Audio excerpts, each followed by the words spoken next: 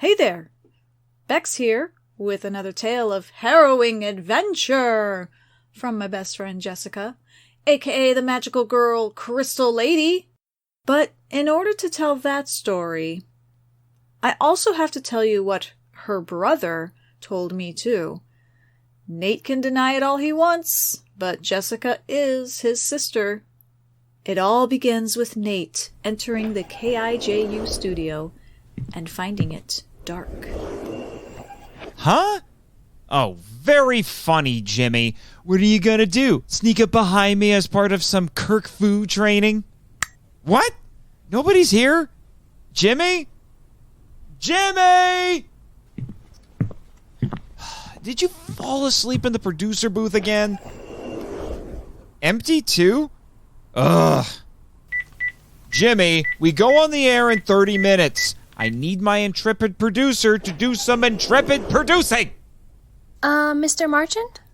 Nate turns around and sees a pretty girl standing in the doorway. She's wearing Monster Island's new orange women's uniform that has a thigh-length skirt.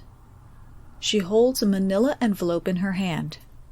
Her brown hair is pulled into a bun, and she looks at him with puzzled gray eyes.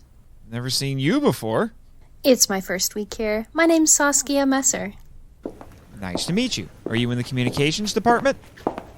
No, I'm just here to give you a memo from Mr. Winter. You couldn't be bothered to email it? Saskia hands Nate the manila envelope. He opens it in a huff.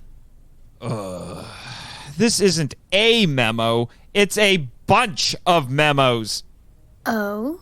What about? The grand opening of the Crater Eye Cafe, Christmas festivities, a press release about Monarch Outpost 83's first Mothra DNA extraction. Oh, is that where it's being kept?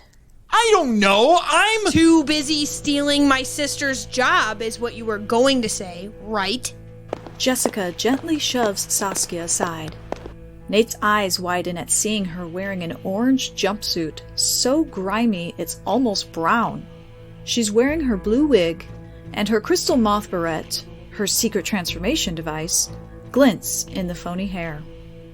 I've been dreading this since yesterday. You should! My suspension is over. I did my time for helping the poor Emir escape. And now, the board's given my job to you? I'm pretty sure it was Winter's decision. I don't care! I'm great at that. No, my job. People thought I was too young. You're a 2-year-old clone of me! Doesn't matter. People told me I was the best tourism director they'd ever worked with. I know. I've only gotten complaints from them since your duties were delegated to me. I don't care if you're trying to expose Win. Saskia, can you let my pseudo-sister and I talk for a bit? I was just about to ask if I could be excused. Thank you.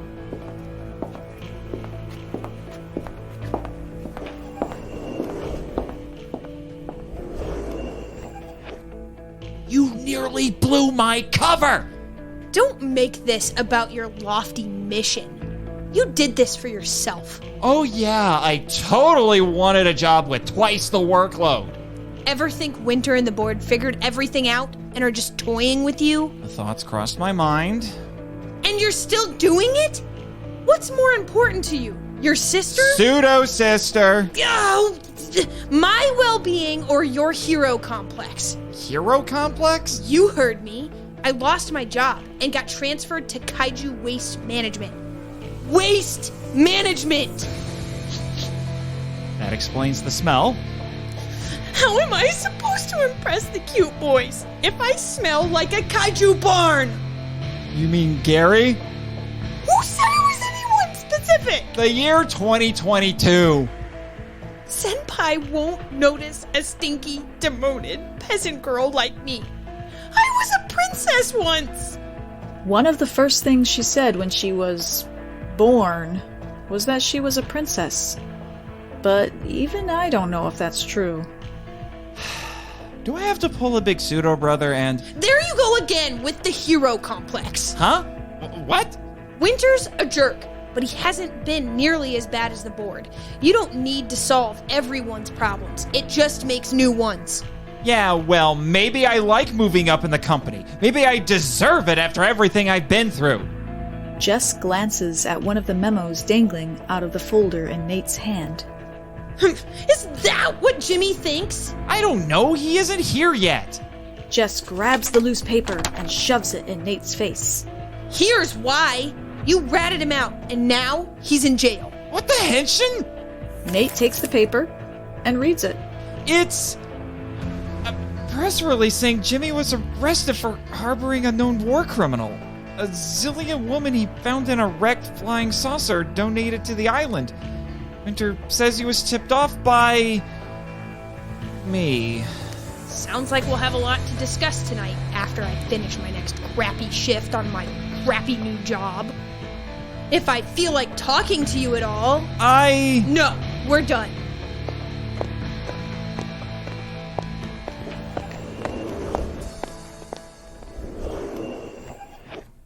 Nate stands silently for a few long seconds before tossing the folder in the air and letting the papers rain down like huge snowflakes.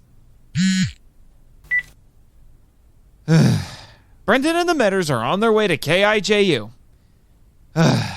Okay, first things first. I'll text Jet Jaguar and ask him to fill in for Jimmy. Jimmy. He and that Zillion woman are being held at the island's detention center. Hopefully, Captain Gordon will let me visit this afternoon. He spends a few minutes gathering all the memos he tossed, but he notices one is missing. Where's the Mothra DNA press release? I was gonna read it on the air. Little did he know that someone had taken it. But we'll get to that next time, Kaiju Lovers.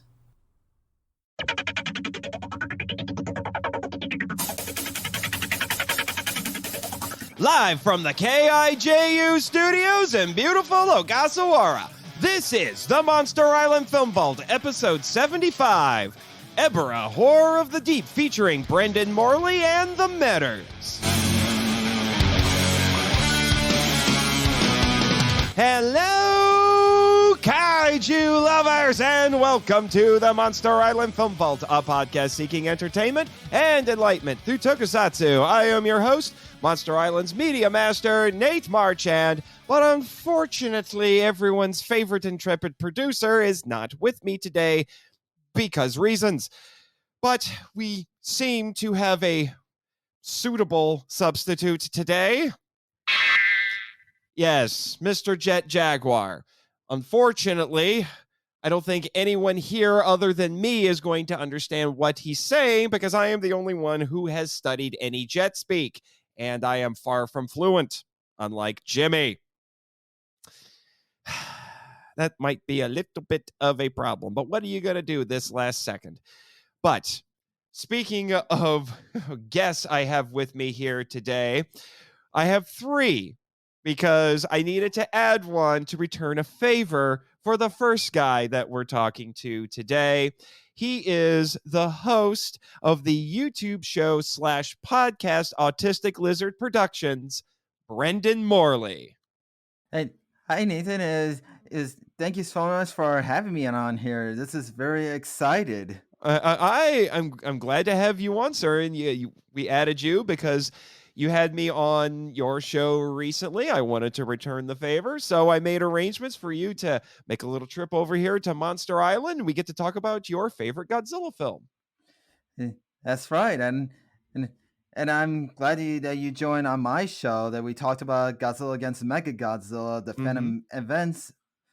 Yeah, for the big Godzilla Day screening. Yeah, and you we were talking about that actually before we went on the air. You had a good time. You went to your local screening, right? Right. It was very fun. It was quite an experience. And And also with me today are a pair of returning guests. I've been wanting to get them back on for a hot minute, to say the least. My old school chum and my apparently big sister. I'm not sure how to feel about that because I already have one unwanted little pseudo sister, Joe and Joy Metter. Hello, fans. Yes, and apparently Kermit as well. Yeah, I can actually show my voice.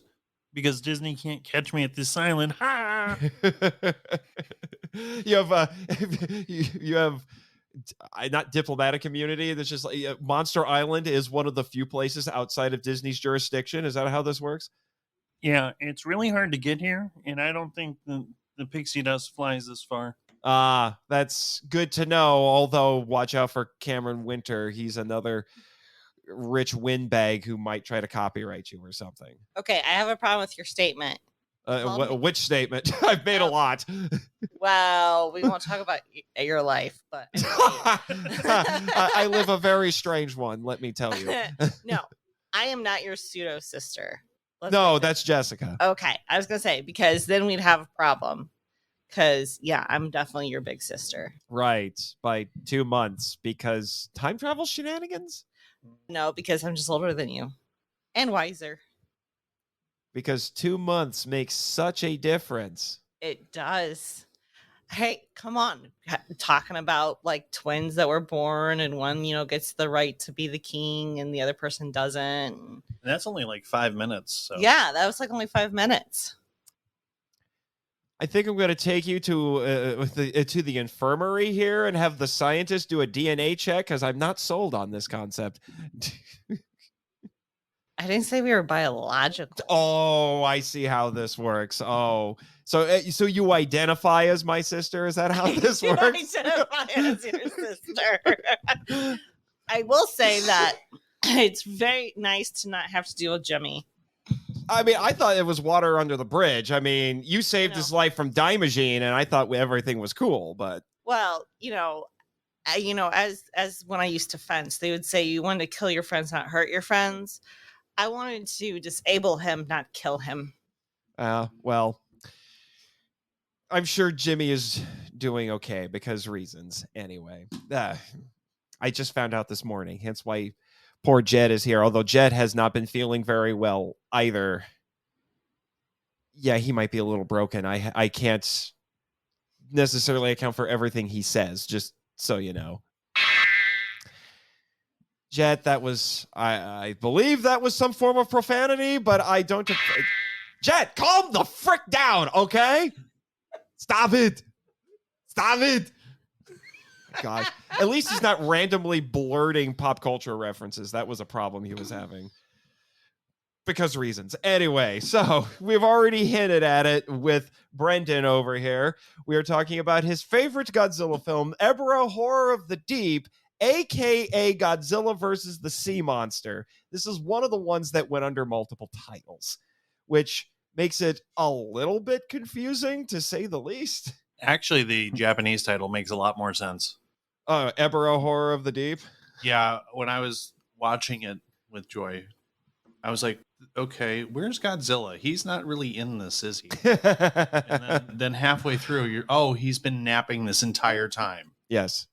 Because even the king of the monsters needs nap time. Yeah. Apparently. But Ebirah is the name of the shrimp, the lobster, the crab, whatever he is. No one can agree. I think he's supposed to be a shrimp, not a lobster. I want to say he's a lobster. He's a red lobster, apparently. But it's already starting. It's how Red Lobster gets the never-ending. A never-ending shrimp bowl. Yeah, they just harvested off of Ebirah. Yeah. Fun fact: Ebirah comes back in Godzilla Final Wars and gets killed by superpowered humans. I thought Godzilla disarmed him, as in ripped off his claws. No, they made another movie. They brought him back, and then superpowered humans killed him. That's what they want you to think. I'm friends with one of the guys who did it. Oh, okay. Well, wait, one of the guys who actually tore off one of the limbs? No, they shot him a lot. It's in a different movie. Wait, they shot your friend a lot? No, they shot the lobster a lot. It's in a different movie. Anyway, Brendan knows what I'm talking about. Brendan, I'm gonna need you. I'm gonna need you for it, man, because you and I are the actual fans, and these are just the noobs that I'm just trying to introduce this stuff to. Okay, we're not noobs. We just. Don't worry, I had your back. He's see, Brendan's my wingman for this episode. Okay. Okay, well then, we can just go home. No, can you take can't. Our choice and go home. No, you're not allowed. Jet might be broken, but he's going to bar that door. See? I think he said yes. With what's left of his body. No. His body's fine. It's the brain. Oh, okay. The computer brain that's not had the best of days. Brains. I don't think there's robotic zombies, honey. But speaking of robots, this is actually going to be very interesting because we all saw a slightly different version of the film today. We are covering the whole gamut. How do you go from robots to... Because you watched MST3K, there are robots in that. Oh, okay. Yeah. I was getting there. Okay. I was getting there, I was but being really- the obnoxious older sister you apparently are. No, I was actually really confused. I was like, what? Anyway, you watched the MST3K version, which actually featured the AIP dub and a slight edit of the film. It's actually, they re-edited the thing a little bit, which we'll talk about. Okay. I watched it subtitled, and Brendan over here watched the international dub made in Hong Kong on the cheap. Oh, well, that must have been really, really awesome. Yep. And it's one of my favorite English dubs growing up watching since I was a kid. Oh, you grew up on that dub. Okay, so I grew up on the AIP dub that you guys watched on MST3K. I grew up on Star Wars. I had that too. Wrong movie franchise. I know. My point is, I didn't grow up on this stuff. I understand. And unfortunately, Jimmy is not here to appreciate your Star Wars references. See, he was good for something, despite what you thought. And his abject hatred of the prequels. Anyway, so we're here. So I think before we dive into this, since we all saw a different version, and I have to entice you guys with MST3K anymore these days. I would have not watched on a normal dub or even subtitled. Well, I can make that happen. But anyway, Brendan, give us the lowdown on this movie. What happens in it? I will make sure to loop in some awesome music. Okay, so we all know this film was supposed to be a Kong film, but Rick and Bass they just didn't like that idea of having Kong in it. Mm-hmm. So here's the original plot for this film. After Yota's brother Yata was lost in sea, they sailed a yacht boat with his two friends, and they found the bank robber who was played by our favorite star who sadly passed away a few months ago. Kara Takarada. Yeah, I like that guy. He is so awesome. And then when they stuck on a tropical storm and they found Ebirah's claw, they landed on a tropical island, and they found the red bamboos station, and they kidnapped some of the natives from Infant Island. And then later, one of the natives escaped, and then they meet up with the good guys, and they actually found King Kong sleeping in a cave. You mean Godzilla? Yep. Yes. Yep. And they trying to wake King Kong up by some lightning, the same way they in King Kong versus Godzilla, and because I don't know if this is the same King Kong from versus Godzilla, but it is the same one. I mean, and then he wakes up and he fights Ebirah, and then later, one of the native islander ran into Kong on a hilltop, and then suddenly Kong just stares or picked up the natives, just like in the original film King Kong. Then later Kong fights a giant condor mutated bird, and he fights it, and then Kong destroys the red bamboo's base, and they put the red bamboo just set for evacuation to set a nuclear bomb to destroy the island, like to evacuate, like the time bomb, and then later Kong fights Ebirah again, and Kong finally ripped out Ebirah's claws, and suddenly back on Infant Island when the natives are trying to wake Mothra up by singing, and Mothra did. And so then Mothra flies over Kong, and Kong doesn't even know who Mothra is, and Kong decides to fight her, but Mothra doesn't have time, so Mothra just rescued the native islanders and from the island exploding. But King Kong finally escapes and then swims ashore to Infant Island for his new home, right after the island finally exploded and disappeared. Mm-hmm. And that's how the story was supposed to be originally goes. Mm-hmm. And then if they did well, if this was written now, what you do is you would go find, replace, and just change King Kong to Godzilla, and it was the exact same story. Wow. Mm-hmm. It was kind of wacky. There's a little bit of disagreement. Thank you very much for sharing that with us, Brendan. But there's a little bit of disagreement over what was going on. Basically, Toho at this point had the rights to make King Kong films from Rankin Bass, which is when they got those in 1962. They made King Kong versus Godzilla, which just made them bucket loads of money. It's the highest grossing Godzilla film of all time and one of the highest grossing Japanese films ever at this point. It's in the top 100 at the very least. But they had to spend a bunch of money to get the rights from RKO to do it.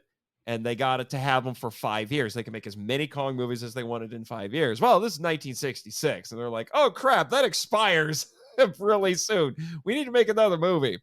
And then this was made. And then there's different stories. One says that they gave the script. It was written by Shinichi Sekizawa. They gave the script to RKO. They didn't like it. Said, go talk to Rankin Bass. Yes, Rankin Bass. Rudolph the Red-Nosed Reindeer. Those guys. And they said, hey, we're having Toei make a King Kong anime called The King Kong Show. But this isn't like the show all that much. So why don't you make we don't like that script, make another one. Some say that they took it to Rankin Bass first and they didn't like it for the same reason. So there's a little bit of confusion over the details. But what they all agree on is that the script was rejected, but they'd already made the suit for the shrimp, crab, lobster, whatever he is. They'd already made the suit. They're like, well, we got to do something. Just put Godzilla in it. We need a new Godzilla movie. So there you go. And they did make a Kong movie the next year that had a mad scientist and a giant robot gorilla, because that's what you do. For the love of science. Of course. And now Jimmy has a newfangled version of that robot gorilla in his garage. Because, again, that's what you do.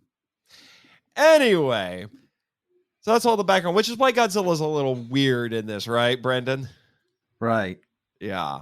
That's why you mentioned the lightning, because King Kong got revived by lightning in King Kong versus Godzilla, when Godzilla has been shown to not really appreciate lightning before this. I mean, electricity before this. Yeah, I thought they were really going for the Back to the Future vibe. Back to the Future? How so? Well, the lightning bolt. We need the lightning bolt to get the gigawatts. 1.21 gigawatts. So I have to meme that now. You realize that? Yes, you do. It's like, Doc, we gotta wake up Godzilla. What's it gonna take? 1.21 gigawatts. Yeah, I want to know why they just didn't throw a rock at him. Because they did. It didn't work. Well, no, they threw a small rock at him, and that made his heart come back up somehow magically. Apparently, he was dead, but not dead. Because science. Because science. But then electricity did it. So deep sleeping. yeah. Deep sleep. Yeah, that's some very deep sleep there. Godzilla was so cranky, he beat up a giant shrimp. I mean, I'm sure all of us have had mornings like that, right, Brendan? We wake up, we're so cranky, we just beat up a giant shrimp. We just walk over to the kitchen, open the refrigerator, we just punch the shrimp that's sitting in the fridge. Yeah, I always like to keep some live shrimps around just to beat up.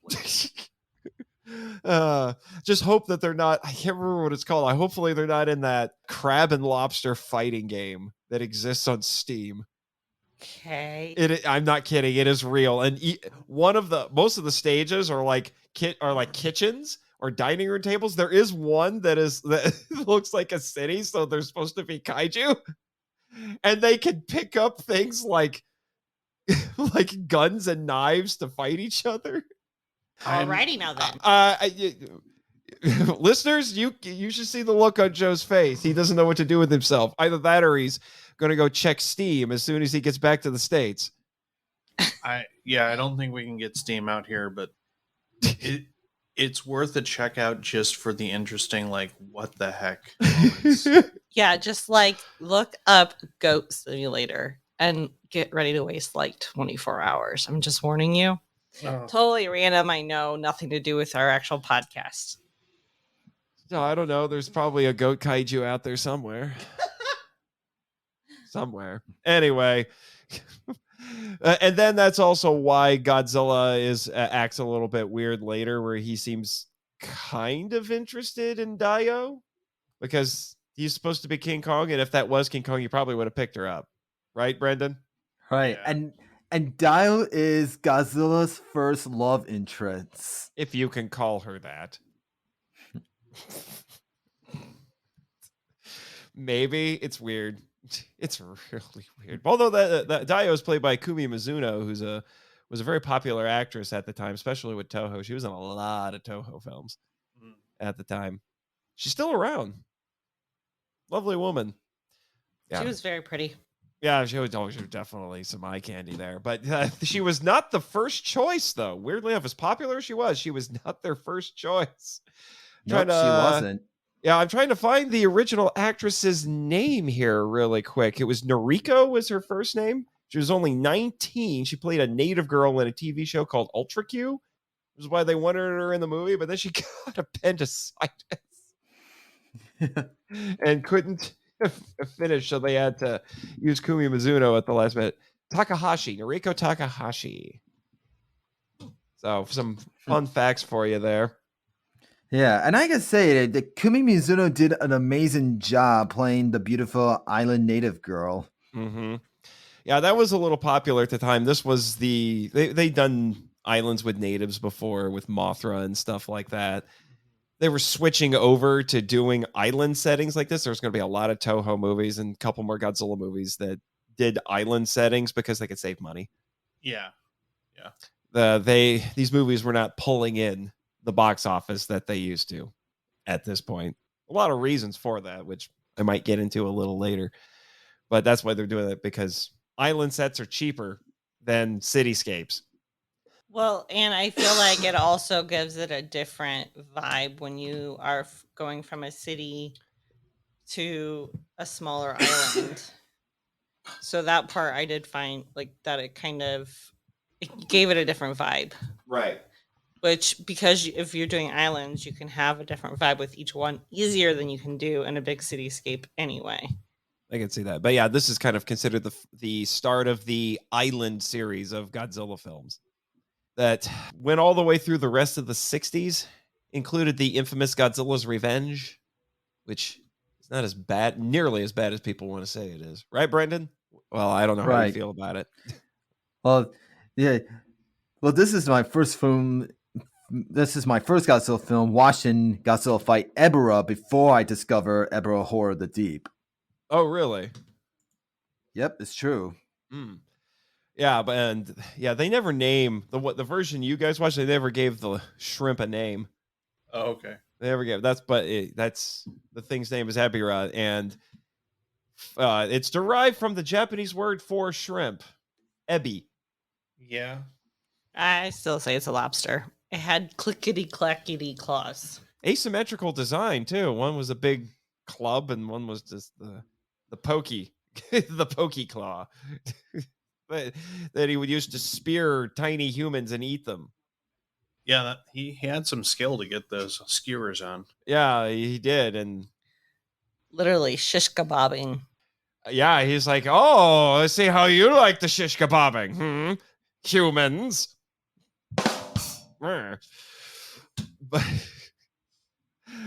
which is interesting because that was the first time that that Toho ever had a kaiju that actually ate people on screen. Oh, Okay, so here's my question, because obviously we watched a different version.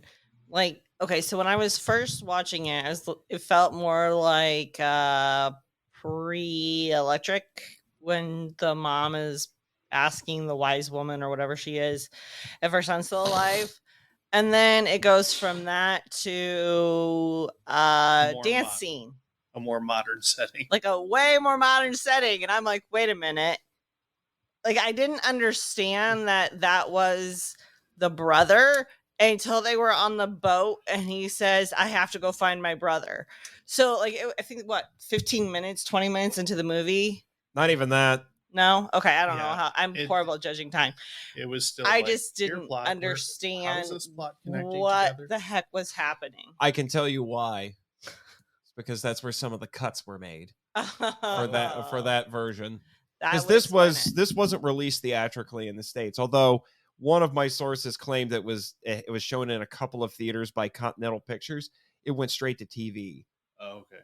In the United States, it was shown theatrically in Japan, but and I actually got to see it. Were you there, Brendan? Did you get to see it at G-Fest? They showed it at G-Fest this year. Actually, I didn't. Oh, you should have went. It was fun, but it went straight to TV in the United States, and they cut out a whole scene with Yatta trying to go to a newspaper to see if they could help him with like missing persons or something like that, and they're like, this kid's looking for his brother. We don't know what's going on, but he won't go away. And then he sees a poster about a dance contest where the prize was a boat because his brother was lost at sea and he needed to get a boat to go look for his brother. So there was a poster in the background with like the boat thing, but they never translated it. So we're just like, what's going on? Yeah, that's one of the things that got lost. Also, in the version you guys saw, they moved a scene of Ebirah attacking a boat. That is from later in the movie, and you can tell it is because that has the same name as the boat that they find later.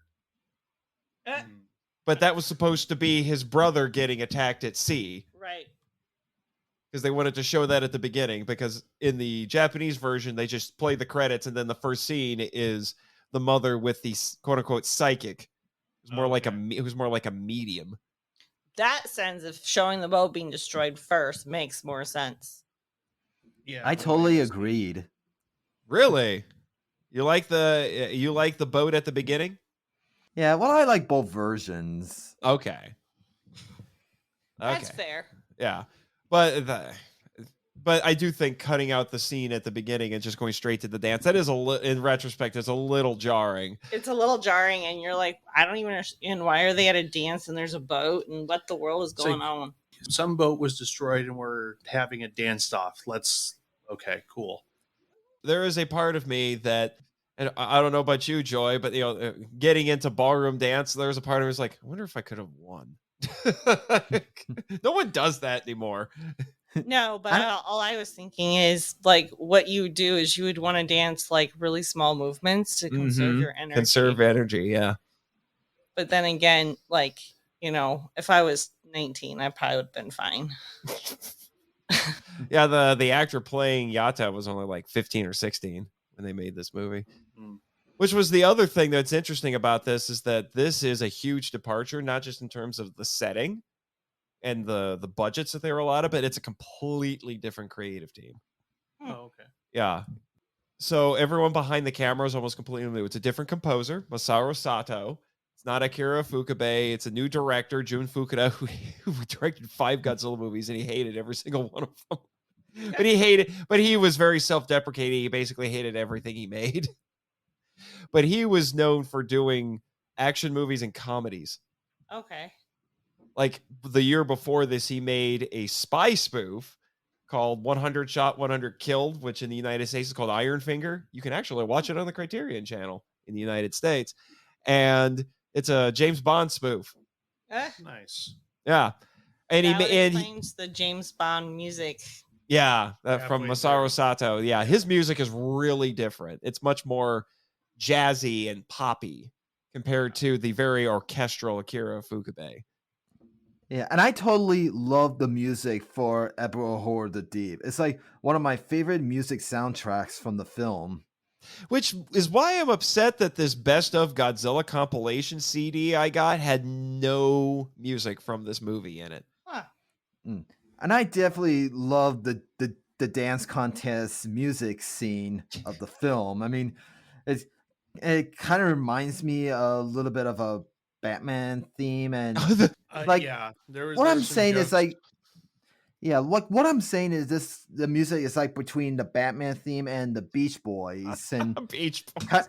Yeah, kind of like mixed between. Yeah, there was definitely a few jokes from the bots in the Mystery Science Theater version, like as they were going, like Batman, Batman. 'Cause it was like the Batman theme at that point. I have to meme that now. Batman. And I do want to talk about the dance contest part. I mean, oh really? They like in the film they said this the dance contest that you had to win a yacht boat to earn it. If you dance for like 3 days, something. It was the last one standing. It was the last one standing. But I think they said they've been going for 3 days, which makes no freaking sense. But yeah, I mean, that's why I was saying. I mean, like if you keep on dancing without being exhausted, or that if you would get exhausted, you'll lose, and if you just keep going on and on, you'll win. I mean, and they said it's been 3 days as they do it. I mean, that's impossible. I mean, how would they keep up after 3 days? I mean, it's not possible. It's there's two like ballroom dancers, and then me that's like half of one. And, as in, I know what to do, but I don't go often. There's no way to do even hours of stamina. Like I would say maybe 6 hours, 8 hours at the most that you can do as stamina, and that's if you're like doing this a lot. Maybe they got breaks. If you're like going as hard as they were going. I mean, if you were only doing small movements, I could see, but them being that energetic after 3 days, no way. Yeah. So, like I said, and the special effects, Eiji Tsuburaya was credited, but it was just an honorary thing. He was working on TV at this point. And it was Teruyoshi Nakano and Sadamasa. I can't remember. Arikawa Sadamasa, I think it was his name.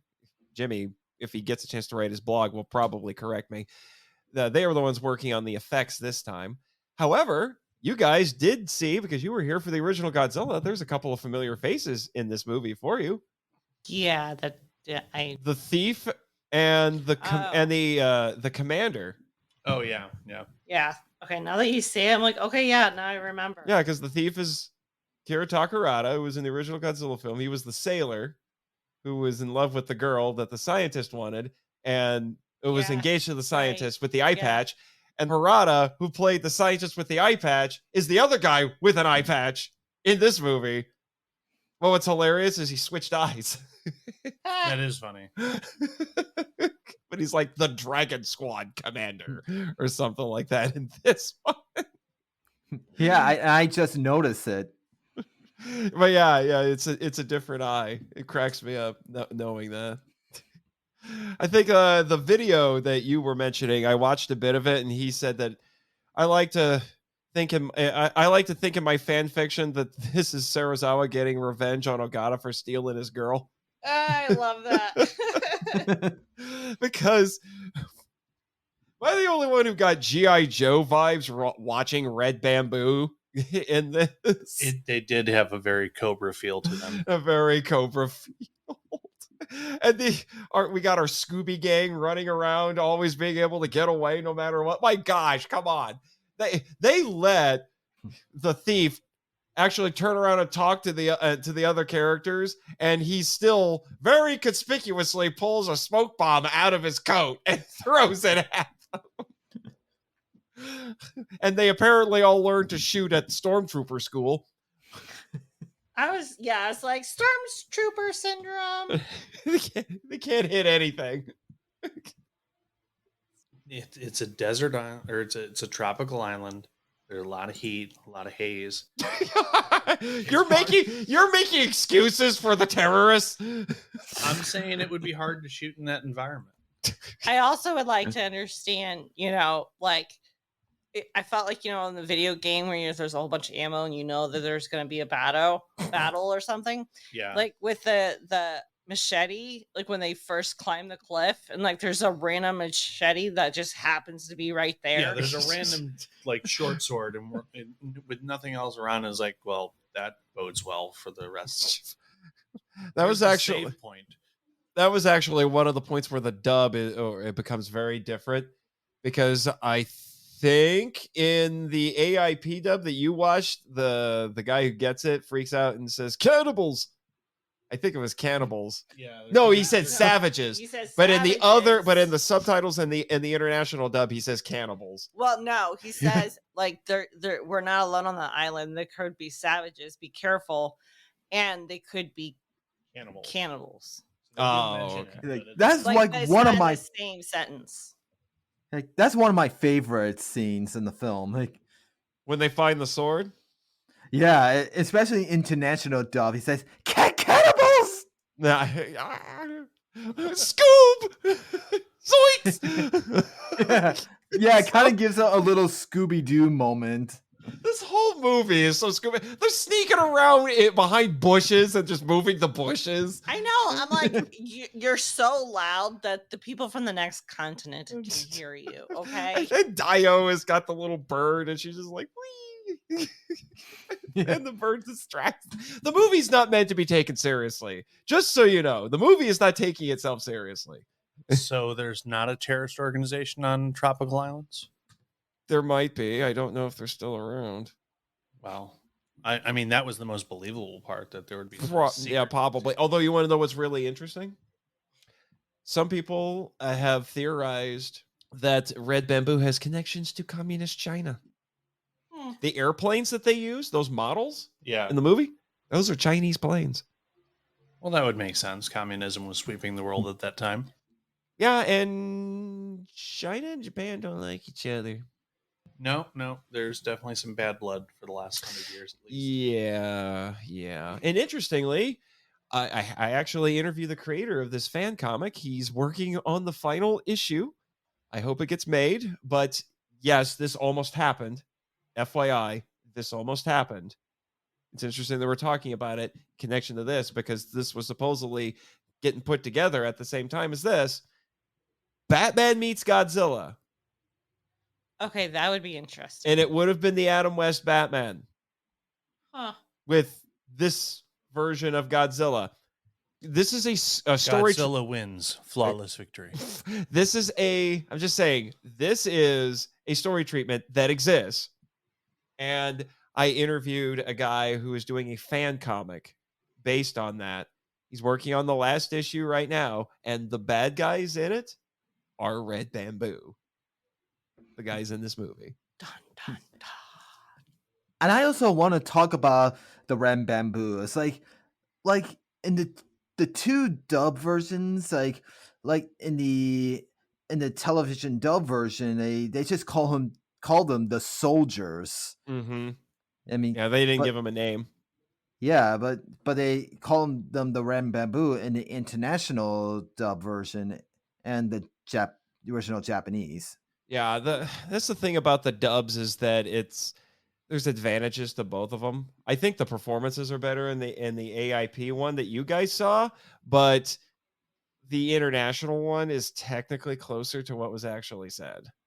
I will say that, like, for A, being dubbed, and B, for the acting, usually in these movies, even though, yeah, it's dubbed, like, the acting is so. I actually was really impressed with the acting of the actors and actresses, as well as the voice dubbing. like it didn't feel like, oh no, there's a monster. Yeah. I mean, it felt more like they were actually those actors and actresses, and they were more in the environment Mm-hmm. versus just dubbing. So Right. that was a big difference between some of the other ones I've seen, especially with the dubbing. I was really impressed with it, actually. Mm-hmm. Mm-hmm.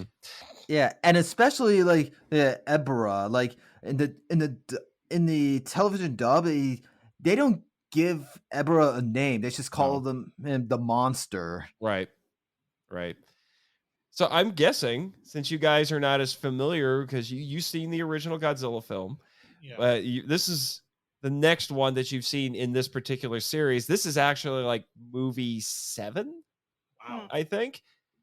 And so I'm guessing there was a lot of stuff that got thrown at you that you're like, what the heck is this? One being Mothra. Yeah, Oh. I knew Mothra existed. I just didn't know where it originally came in. I'm like, oh, these people are worshiping Mothra. Okay, this is weird. Well, Mothra had been in a couple of movies before this. So Mothra's already established at this point. And then there were the little 6-inch girls. The twins? Yes. Yeah. Were you prepared for that? I didn't know what to make of. I was like, oh, these twins must be like the high priestess of They are. Mothra. Okay. This was the last time that those characters appeared in the Showa series, the original series of films. But they were played by different actresses this time. The other times they appeared, they were played by I think better actresses. At least for me personally, I prefer the Peanuts. They were an actual twin sister singing duo. They were extremely popular in Japan, and they actually sang the music that they did for Mothra in several movies. They weren't, I don't know why, I'm not entirely sure why they weren't in this one, but they got replaced by Pear Bambi. That was their name. Yep, and they sing a different song for Mothra in this one. Yeah, it's a different song. The thing though is, I mean, I don't know a whole lot about Pear Bambi other than that they were in this movie. But from what I understand, twins are a big deal, especially identical twins are a big deal in Japan because they're rare. Yeah. Which is why the Peanuts, that was their name, that's why they were able to get really popular, because they were identical twins and they were pretty and they could both sing, and it was a good gimmick for them. Yeah. I mean, they even got a little bit popular in the United States for a while. They went on TV and everything. Huh. You can even go on YouTube and find them singing Jingle Bells. Huh. So if you need something with Christmas coming up, there you go. The Peanuts singing Jingle Bells. I think it was even in English. I will say that if they were really dancing the whole entire time. We're going back to that? Okay, because I'm like, holy crap, they would have had to take turns, because that is like some very physical dancing on the island. Oh, on the island. I was like, are we going back to the yacht thing? No, on the island. Those were actual, by the way, real dancers. Oh, I could tell they were real dancers. Yeah, they know what they're doing. I meant the character. Right. Yeah, Toho knew a troupe of dancers that they would commission to come in and work on movies. They knew what they were doing. I meant in the mood, like in the plot. Right. Yeah, I didn't know you were going back to that. Like, I really thought you were going back to the dance off when you said that. Yeah. There's a lot of sleeping monsters in this movie. Mothra is sleeping. Godzilla is sleeping. Although I have to say, the moment where Mothra wakes up was handled very well, I thought. Although, I don't know. I haven't seen the MST3K episode in a long time, so I don't know if they just ruined the long pause, the long dramatic pause for you or not. I don't think they did. They didn't. Yeah, but I really liked they stop, and then it's just nothing but silence, and then you see the eyes light up a little bit. That was cool. I really liked that. And then the head just bobs a little bit and then chirps. It's almost as if Mothra is saying, I heard you. Yeah. The faith of the Islanders is rewarded once again. And I will say this. I almost didn't catch it. The moment Godzilla wakes up, if you look at the clouds, Godzilla's in the clouds. Really? Yes. Oh my gosh, Brendan. She saw something we've never seen before. What the heck? I swear it was Godzilla. That's impossible. Like Godzilla in the clouds. Like it was a cloud formation. It looked like, oh man, I'm gonna have to go back and watch it wasn't again. That specific Godzilla. That's impossible. To me, it looks like Godzilla. I'm gonna have to check that again. I didn't see it, but you had your eyes closed. Even Joel and the bots couldn't keep him awake. It's been a long week, and then yes, the incomprehensible jarring of the first part of the plot. I'm like, I need to rest my eyes for a little bit. I can understand that. Now, what? Like I just watched the film last night, and since you told me that Godzilla's in the cloud, that's impossible. Like I had to look back to that film and watch it again. Yeah, we're gonna have to check. We're gonna have to check. This might be something for Jimmy's notes right here. Yeah, we're gonna have to screenshot this and study it extensively and everything. I mean, it could have just been me because I was one of those kids that always looked at clouds for shapes. Well, I mean, you are crazy. I didn't say that. When we do the editing for this episode, we're going to have the X-Files music. Which talks about I will totally Godzilla loop that in. If I had known she was going to bring that up, I would have put it in to play it live. One of the slight improvements made to the podcast version. Like all I know is like at the end of the film, like we all see Godzilla swimming in the ocean after he escaped from the island, but he is so far away a distance, like you couldn't tell if that's him swimming, but it is him. I mean, you just couldn't see the head, but when I look at it carefully, I can see his fins, just his back fins, like. Yeah. Which funny thing, speaking of that scene, if you look really carefully, you wouldn't be able to see it in yours because you saw it pan and scanned. But if you watch it letterboxed when the island blows up at the end, you can see some studio lights at the top of the frame. Whoops. I will say that their explosions were pretty realistic. Oh yeah, they worked hard on blowing things up there. But I wanna talk. Got live nukes. The hard water.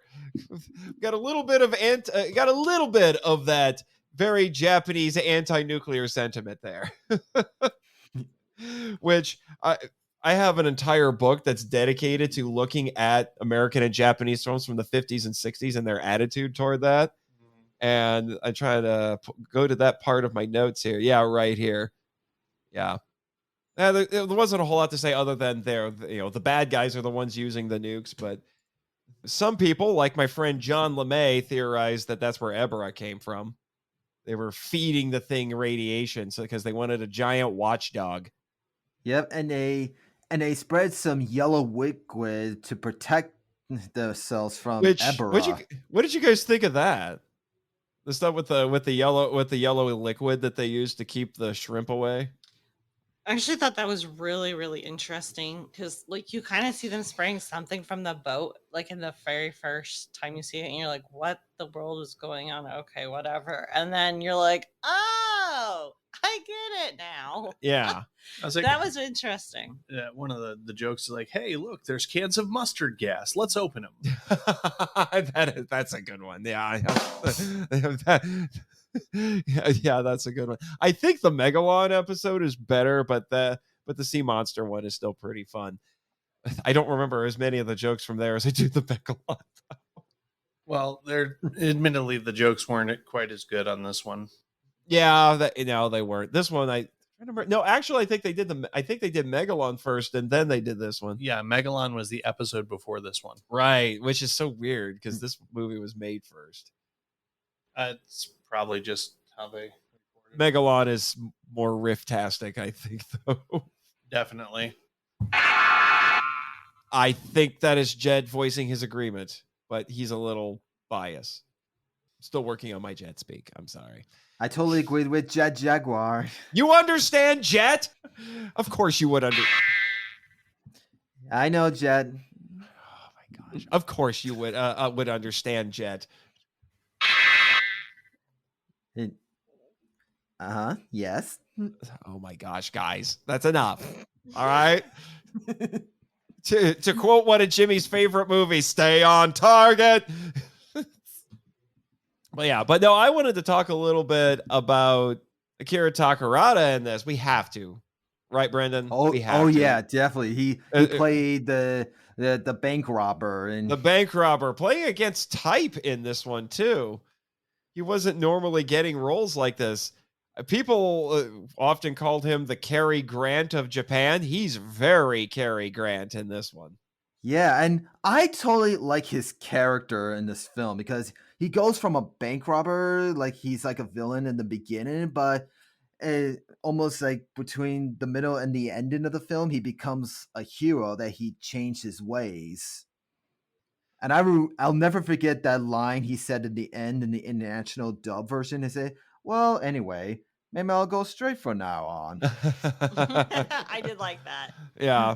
Yeah, he gets a little bit of a redemption story there, but I thought it was funny. It was so funny at the beginning where he fooled those kids into thinking that was his boat. Well, I was fooled. And he's got the rifle, and it turns out the rifle's a toy. Yeah, That was like the best part. Yeah, Because that was my favorite. Because that was back when you could actually make toy guns look kind of realistic, and you didn't have to put the orange tip on the end. Right. Before the parents freaked out, and urban legends got spread about kids playing with toy guns and getting shot by accident. Yeah. Well, especially when the guys are like freaked out. Especially like there's one guy saying like, "This boy from a country just came to see bows. He's a maniac." Yeah, Yata's a bit of a country bumpkin in this. Yeah, very of much course. so. And then his two friends that he makes right then are city slickers. Yeah, like, of course. But if you're all maniacs, you're still trespassing private property. Private property, yeah. And then the joke's on him. He can't run the boat, and they figure out that it's a toy. Yeah, like, I love that part. It's like, what did you do to my rifle? Rifle? I don't know. I broke it. I was playing with it.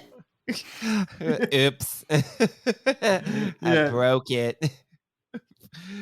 You can't. Wait, why are we going? We're on a mission. You imagine being one of those guys? You just meet some dude, and then you get stuck with him out in the middle of the ocean. That's so weird. That's crazy, is what it is. But yeah, Takarada's great in this. This is actually one of my favorite Takarada performances. Yeah, mine too. He did an amazing job in this film. I like the part when the guys find out that he is a robber that they heard on the radio, and they're like freaked out, saying, "Hey, don't tell me that you're that thief." and then he you just guys went are smart enough to put two and two together now. Yeah, after they heard it, he just went and turned off the radio. He just don't want them to hear any more information about it. It's like, why did you turn it off? The noise make me seasick. Yeah, they were having fun with this. And I was actually glad that you had Takarada on there as this veteran actor at this point with these young guys. Oh, we apparently have photographic proof of Godzilla in the clouds. Joe doesn't see it. Do you see it? I do not see. You're going to have to point it out to me. Right there. Is that his face? Oh, wait! Right there. I see it now. Told you. I see it now. Cue the X-Files theme. I see it now. Folks. Here, let me show Brendan. 50.4. Right here, Brendan. 04. See it? Right Got there. His head and his back, spines. It's very hard to tell because It's a very small screen because it's on my phone. Yeah. But I think I'm convinced. It's where the absence of the clouds is that the body. Yeah. I think this might be an exclusive. This is like a Film Fault exclusive. We may have found an Easter egg in this movie that no one has ever seen before. Symbolism. Not to be confused with Mufasa's appearance in The Lion King. Godzilla, remember who you are. I need that. You're gonna have to screenshot that for me so I can actually meme that. I am totally memeing that. You are the one true king of the monsters. Like, one day, Milla, all this Yeah, will be Vanilla. yours. Because the next movie after this is Son of Godzilla. With that stupid potato that he calls a kid. Yes, Godzilla has a Kenny Kaiju, right? No. There's enough Kennys in the world. You don't need to bring one in for him. Oh, you should hear about our resident Kenny here. He's a Kappa. He hosts his own radio show where he has people read scary stories. Anyway, photographic evidence. Is it still a conspiracy for you, Joe? You heard it here first, folks. Godzilla in the clouds, remembering who you are. Fight Ebirah. Fight Ebirah. So does that mean Ebirah is Scar in this situation? I don't know, because you also have that weird bird thing, which we haven't gotten. Oh, to the yet. Condor, Which I'm Daikondoru. like, where the crap did the bird come from? Yeah, the giant people condor, like- also think that thing might have been created by leaked radiation from the hard water reactor. I just thought this was like the Birdemic 3? the island of irradiated animals. I thought it was Birdemic 3 there for a second. I mean, for a second, I thought that the Chinese government might have sent it to try and kill him because they're like, send the planes. But then I was like, okay, no, because that wouldn't make sense either. Yeah, well, every time I watch this, ever since I was a kid, Godzilla torches that thing. Well, I would always yell, KFC, KFC! And I got a few things to say about the giant condor. I mean, Oh, no. Kentucky Fried Condor? Yes. even Tastes though like that- chicken. Yeah, even though that bird is way too big to eat. Oh, they would eat it. Somebody would eat it. It got roasted, fell into the water, so it's and that's seawater, so it's nice and salty. I would definitely- figured out. That's one thing I did figure out because I'm like, what would Godzilla eat? Like after each time he wakes up, and then I realized, well, he's waking up to fight a monster, so he would eat the monster that he killed, and then be able to go back to hibernation. So he got himself some roasted condor and some lobster. Yeah. So he had surf and sky. Yeah, it's not surf and turf, but It's Surf and sky. Oh, okay. Took me a second. I thought that was pretty good.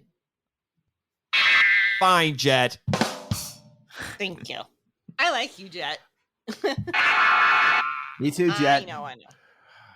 Him and that trademark thumbs up of his. Don't you have like an appointment or something with Rex Dart Eskimo Spy? Oh, okay. Sorry. I know you guys have history. Excuse me. Jet is nice to Teddy Kong and Godzilla, so he has my approval.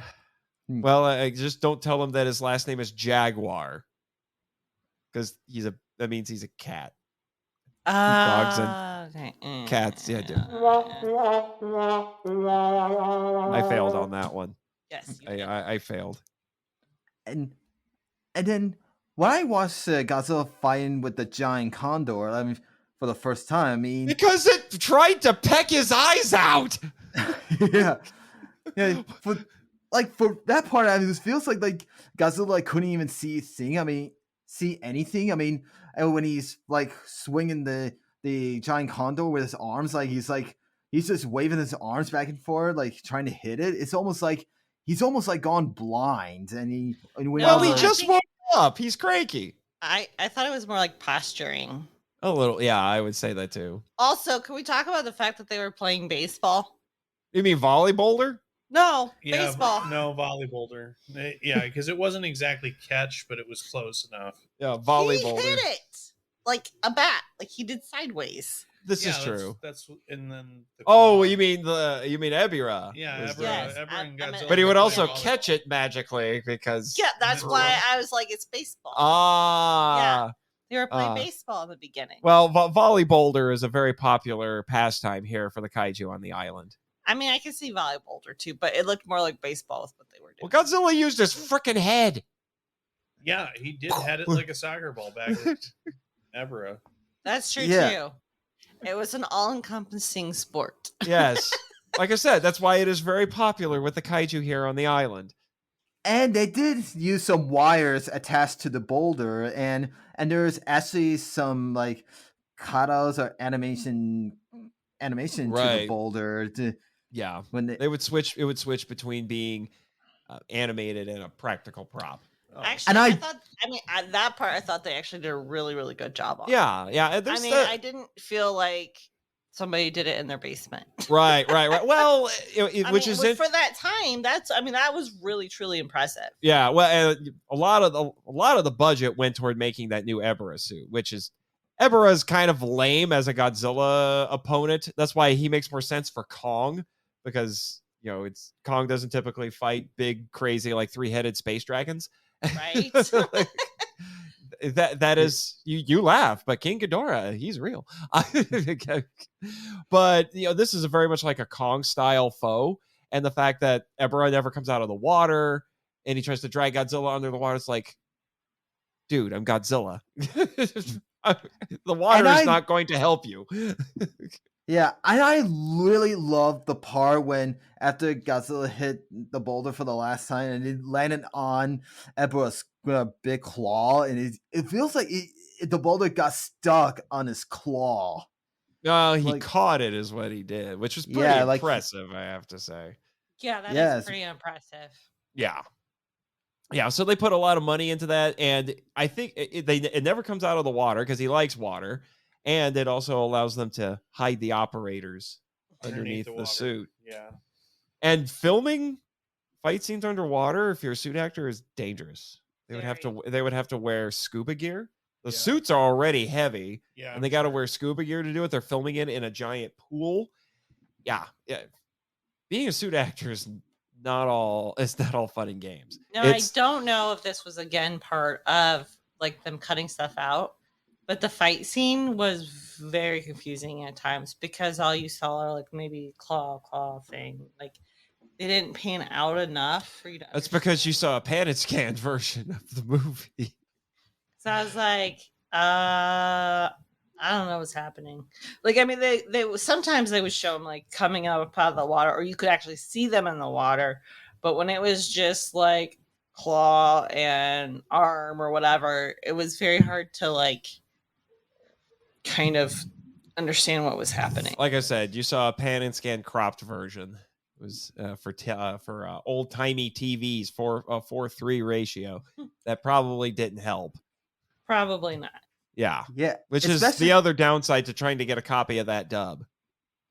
Yeah, especially when Godzilla fights Ebirah, he did like a judo flip on Ebirah, but they Oh, I always did not get to see that.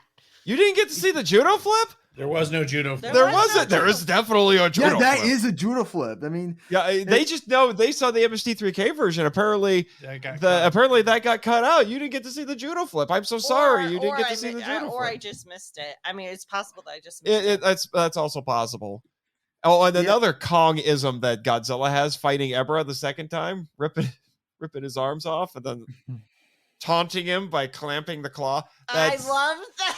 It's great. I love it. I do love it. It's like, I win. It's like, But that's a very Kong thing to do because Kong, remember in the original movie, he broke the T-Rex jaw and he would play with it. yeah, It's like, is he dead? Yeah, he's definitely dead. yeah, but Godzilla did the same thing to Ebirah, but it's the claws. And I love that sound effect. And I love that too. I just thought that was hilarious. Well, yeah, is that because the scene happens around that time in the movie. The fake liquid. Good Lord, Red Bamboo. There are reasons you don't rule the world. You're as bad as like Cobra and Shocker at this point. Good Lord, you're telling me they never look in there to make sure that they're making the right stuff? Well, no, because it looked the same. Like the color was the same. No, but they also don't hear this. They're like, hey, let's make fake stuff. But remember, they were in a hurry to leave because they were going to explode the mountain. Wow. Joy is Yeah. no prizing for the terrorists. they didn't realize they were using you're using phony yellow liquid that the heroes just tell the natives to make, and Right. That is clever. That was clever though. So they really there's some ironic comeuppance there. Yeah, especially that line he says in the international dub, like, "They're using phony yellow liquid." Oh my gosh! And let me tell you, I did very good voice impressions. Yeah, I could tell, Brendan. I'm kind of glad I didn't watch that dub version, because then I Oh, probably... the international dub. Yeah. You saw the better dub. No, that's what I'm saying. The better performed dub. I'm glad I didn't watch that version, because I probably would have been pulling my hair out. Yeah, but you also got commentary by Joel and the Bots, which I kind of miss. We should talk about that at least briefly. You guys got to see one of the banned episodes of MST3K. I have it in the vault. Don't tell anyone, but don't tell Toho. But is that the one that Toho said no ho? No, that was Megalon. But because Toho said no ho to Megalon, it was anything by extension no ho to this one too. Okay, so the one thing, so for those who do have listened to me on this podcast, you all know that I come up with a song for each one, and Joe's taking his headphones off, henceforth my laugh, because he's like, I'm gonna find it. He's slipping out for a moment. Yes, because before the singing. No, just why? Prepare yourself, Brendan. Okay. I'm prepared. I am prepared. Wall to beat my head against. Yeah. This woman thinks she lives in a musical. I do live in a musical. The world is a musical, because I say so. Stop it. For those who can't see that, I was doing the crazy sign. Just remember, takes one to know one. I know. The pause was perfect. Okay. We're all a little mad here. Crazy. I was crazy once. They locked me in a room, and then I died. Yeah. And then the worms came to eat me. Worms drive me crazy. Crazy. I was crazy once. It was boring. I did the shortened version. Okay. So I have 2 songs for you. Lovely audience that you are. Kaiju Lovers.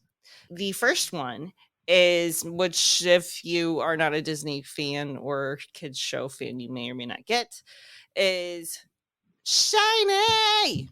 Everything's so shiny, which is from Moana, the crab thing. Yes. That is, I'm going to have to meme that now. That is now Ebirah's jam. I will be sure to tell the island scientists to play that for Ebirah on the big speakers here on the island. Definitely. And I gotta say that giant crab in Moana looks like a friendly kids version of Ebirah. Exactly. That's exactly what I was thinking. Okay, so that was one of them. The other one that I also was going to do is, and I'm going to show the fact that I listen to oldies, because you're old. Hey, just remember, you're only 2 months behind me. Words, those math. things. Anyway. Okay, so the other one is sailing takes me away to where I can get eaten by a crab or locked in a room or whatever. Come and sail away with me. Yes, I butchered the song intentionally. Well, it's a good thing you did butcher the song, or else I would have gotten shut down by YouTube. I know. Why I didn't sing as much as I I've already gotten 1 copyright strike from YouTube, people. I have truly made it as a content creator. I got a strike from YouTube. Yeah, so those are my 2 songs. So Sailing and the song from Moana. The mandatory Joy Metter music. Yes, mandatory. Love it, hate it. You know, if you do have comments about songs, or if you come up with a better one, I'd love to know. Send us feedback. Send me feedback, because the thing is, feedback at monsterislandfilmvault.com. This is something I do enjoy doing, and I hope that other people enjoy that I do it. I don't know if they do, but I think it's fun. I haven't heard any complaints. Well, I'll take no complaints over. No news is good news. Yeah, I guess. Yeah. Sure. Yes. We'll go with that. Yes, Yeah. quite. Where'd that come from? I don't Keep know. doing that. That's weird. This is really weird. Your face is weird. Anyway, Brendan, you wanted to share with us your favorite parts of the movie, right? Yeah, Right. like your own things that you wanted to share with us about the movie. Like I wanted to make sure you had an opportunity to talk about it. Like, I have a bunch of my favorite parts. I don't know if you want me to share all of them. I mean, if you want me to. Go ahead. Go wild. I mean, I do like the monster fights parts. I mean, because the rest of the Godzilla films, I always enjoy the monster fights more than the human parts. But in Ebirah Horde of Deep, I kind of enjoy the human parts. I mean, and one of my favorite parts, one of my favorite parts in this film is like that Godzilla. I think I already brought this up at the beginning. I mean, that Godzilla has a love interest of a human native girl, Dio. I mean, we all know this film is supposed to be a Kong film, but I mean, if Godzilla was King Kong, I mean, Kong would just usually picked up Dio, but for Godzilla in this one, Godzilla just kind of stares at her. But he doesn't pick her up or anything, kind of like Kong. He just kind of like just stares at her, checking her out, and saying, "Hey, I'm the king of the monsters. What's yours?" Wow. Which is funny because James Rolfe actually thought for years that Godzilla did pick her up, and then when he watched the movie, he was like, "Oh, I totally Mandela affected that." Yeah, I did remember that one. What are some others?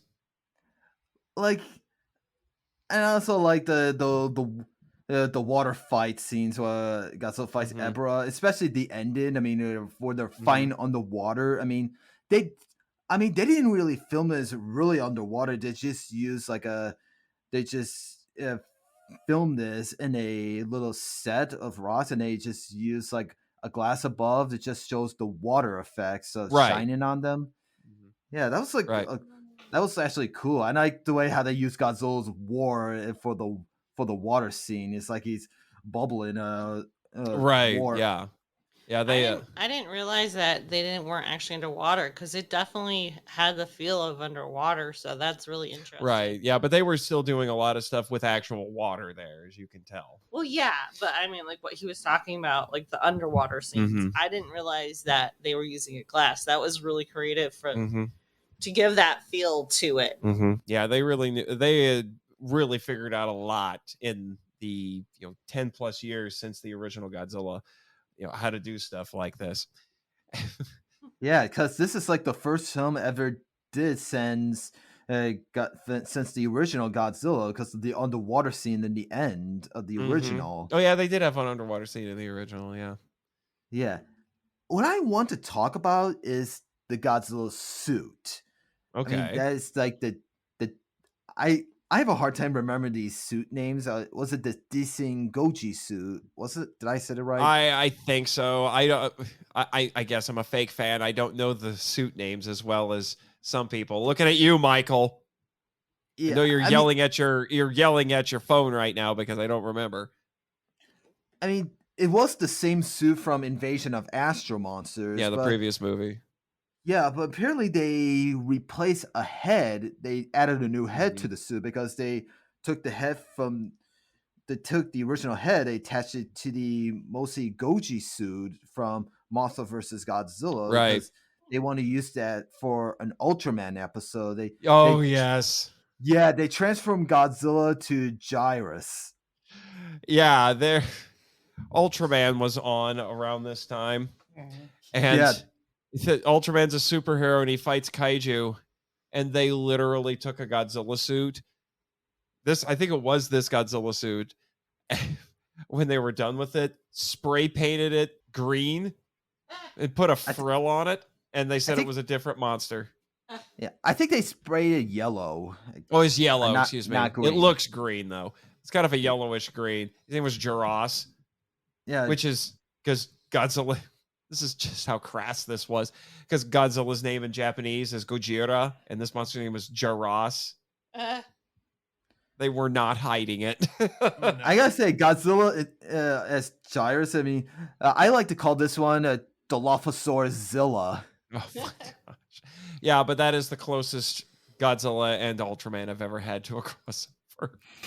So I do want to comment about like the Godzilla like and their animation of him, because okay, when you got close you obviously knew it wasn't real, but even like in the water scenes and like when he comes out of the water the first time and he's like shaking, I was like, holy crap, like that was like Good. that was real. Like that was like a dog or anyone like shaking off the water. And Right.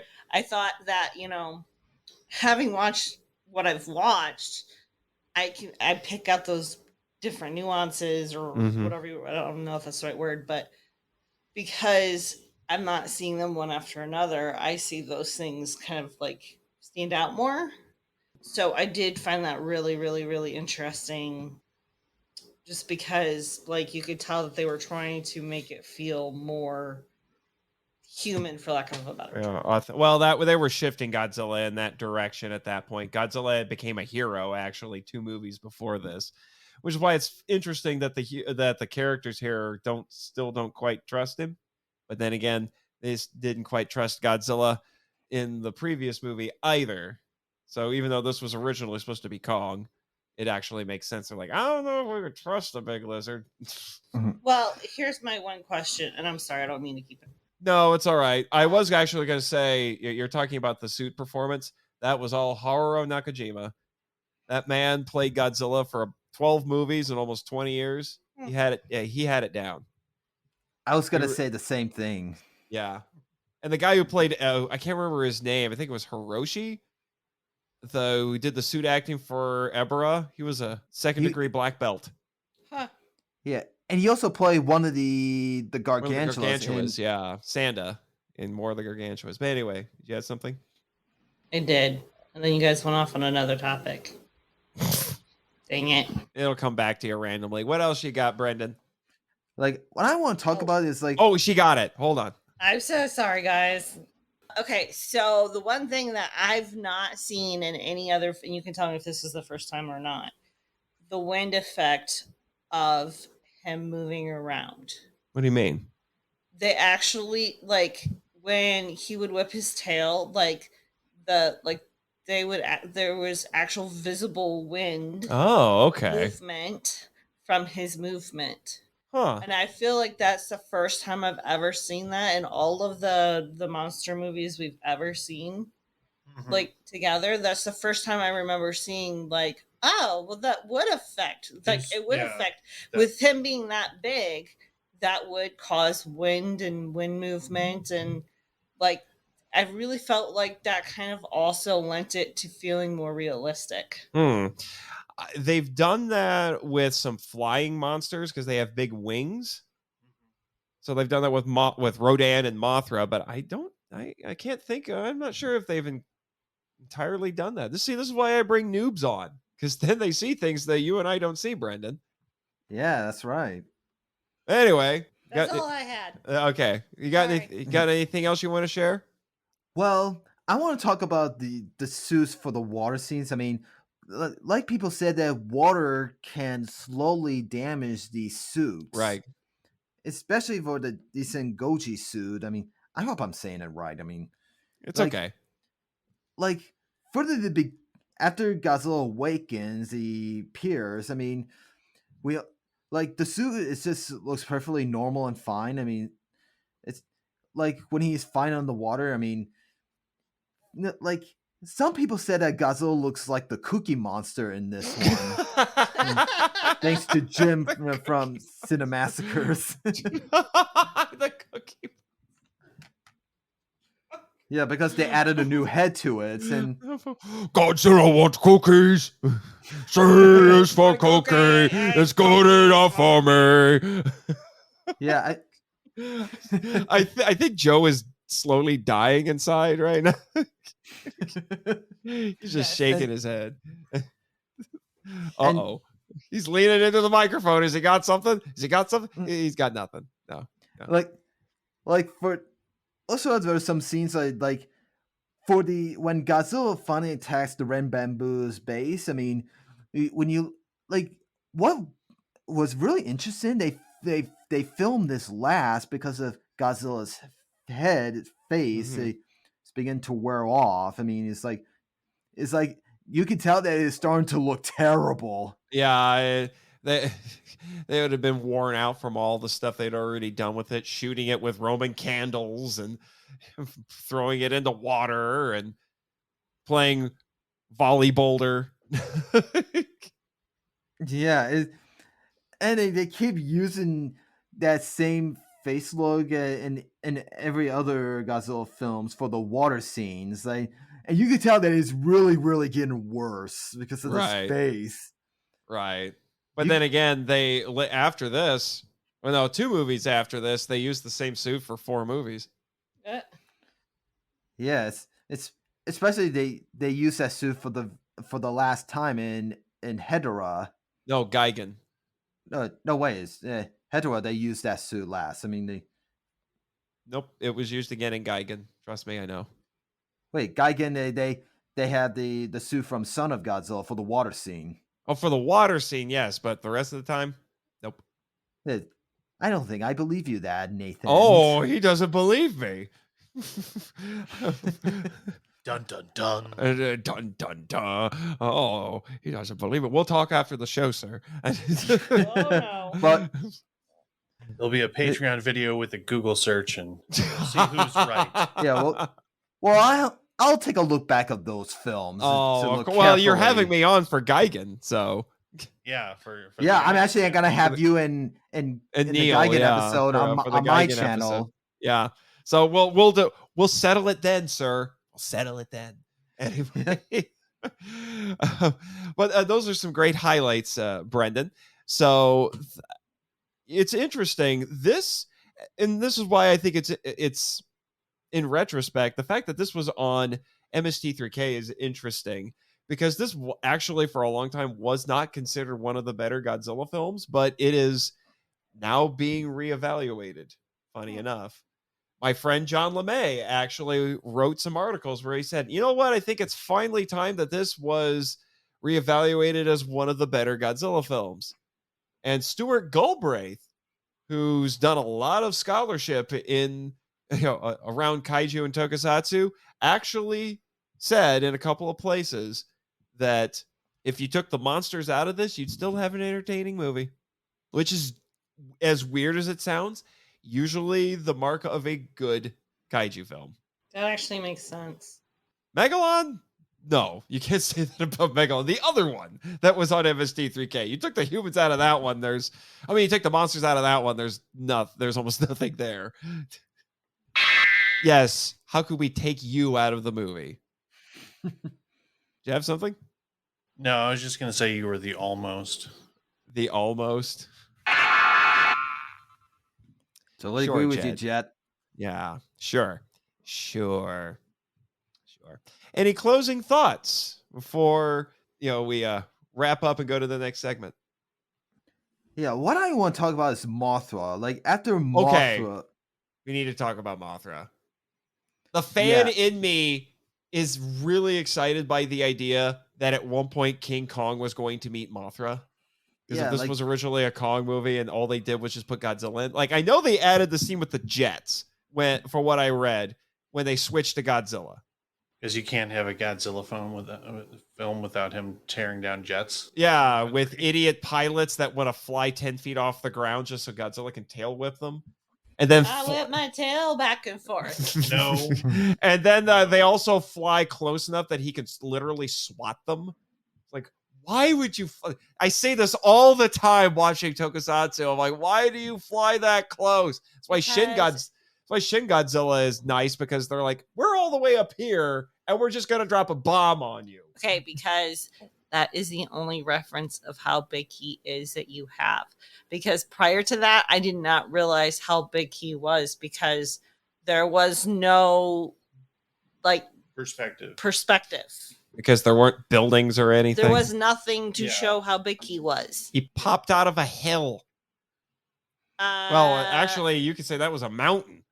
But yeah, it he looks popped like out. a hill there. Yeah, but it looks like it was out of the same entrance that the other people came out of, so he looked smaller. Oh. So it did give perspective. Oh, okay. That's fine. I'm just anyway. Yeah. Although, yes, that was horrible flying. Yeah, it was horrible. Yeah. This is Red Bamboo. This is why you don't rule the world. And according to the Batman Meets Godzilla comic, you're getting beat by Adam West, Batman. Let that sink in.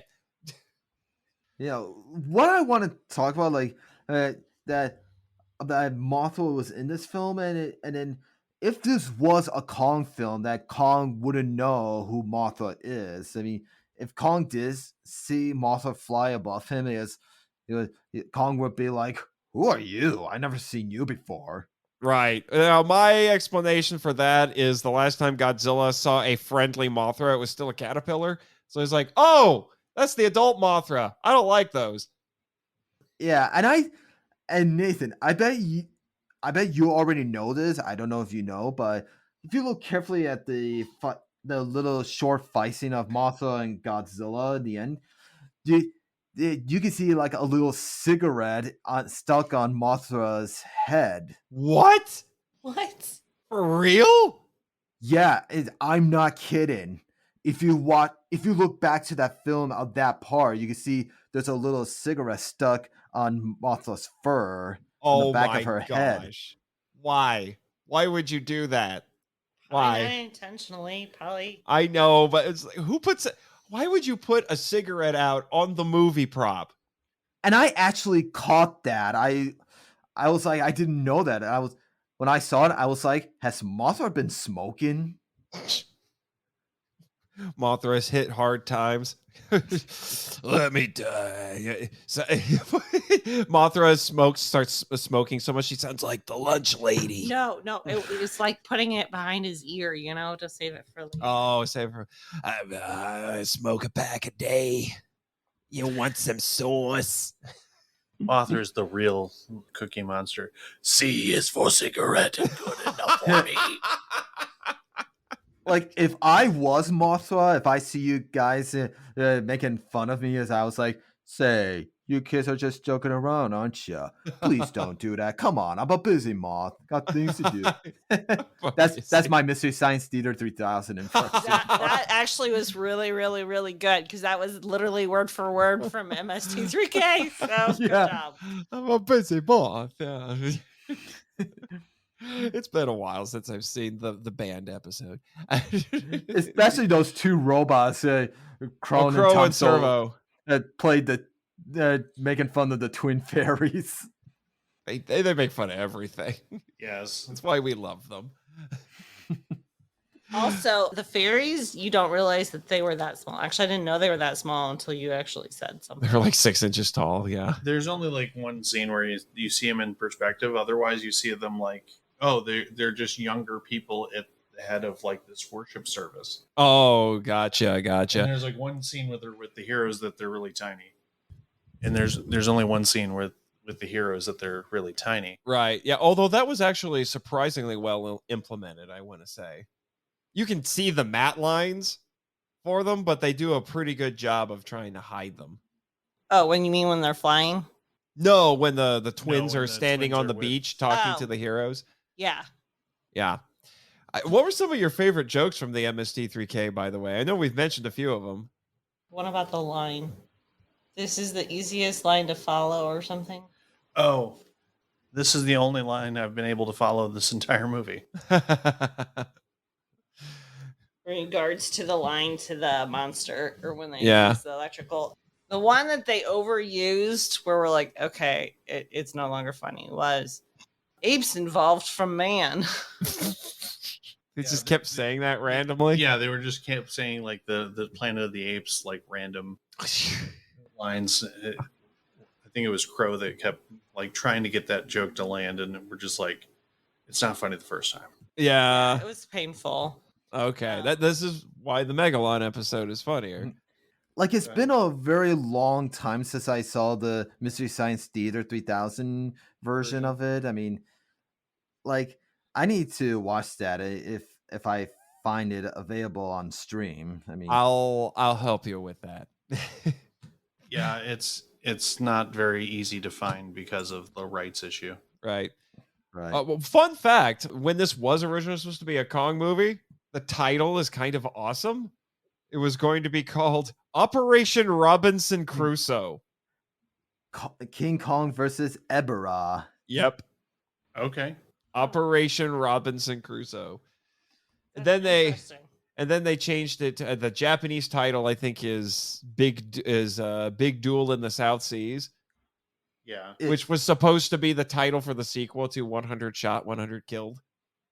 So that's why when we talk about the James Bond elements, it's interesting. There are some very James Bondian things in there. So some people think maybe they were going to make a sequel, and they just put some of those ideas into this, Yeah. which would explain a lot of the shenanigans. Yeah. Yeah. So many shenanigans. But one last thing that I wanted to talk about really briefly here, and we've been hinting at it a lot with them changing the setting, and this is definitely made on a lower budget compared to the previous movies. Things were changing pretty drastically for Japan culturally at the time. People were just not going to the movies as much at this point. And the studios were trying to respond to that as best they could. And there's several factors. I'm just going to outline them really quick, just to let everybody know why this was changing. One was a lot of people in Japan were moving from the city to the suburbs, which was also happening in the United States at the time. And since movie theaters were typically in the city, the attendance was dropping because people had to drive farther to get to the theater. Yeah. So location. Yep. And Which is also true in places like Indiana, because if you're in smaller towns and smaller cities, you have to drive to the other side of the county to go to the movies. Right. A lot of times.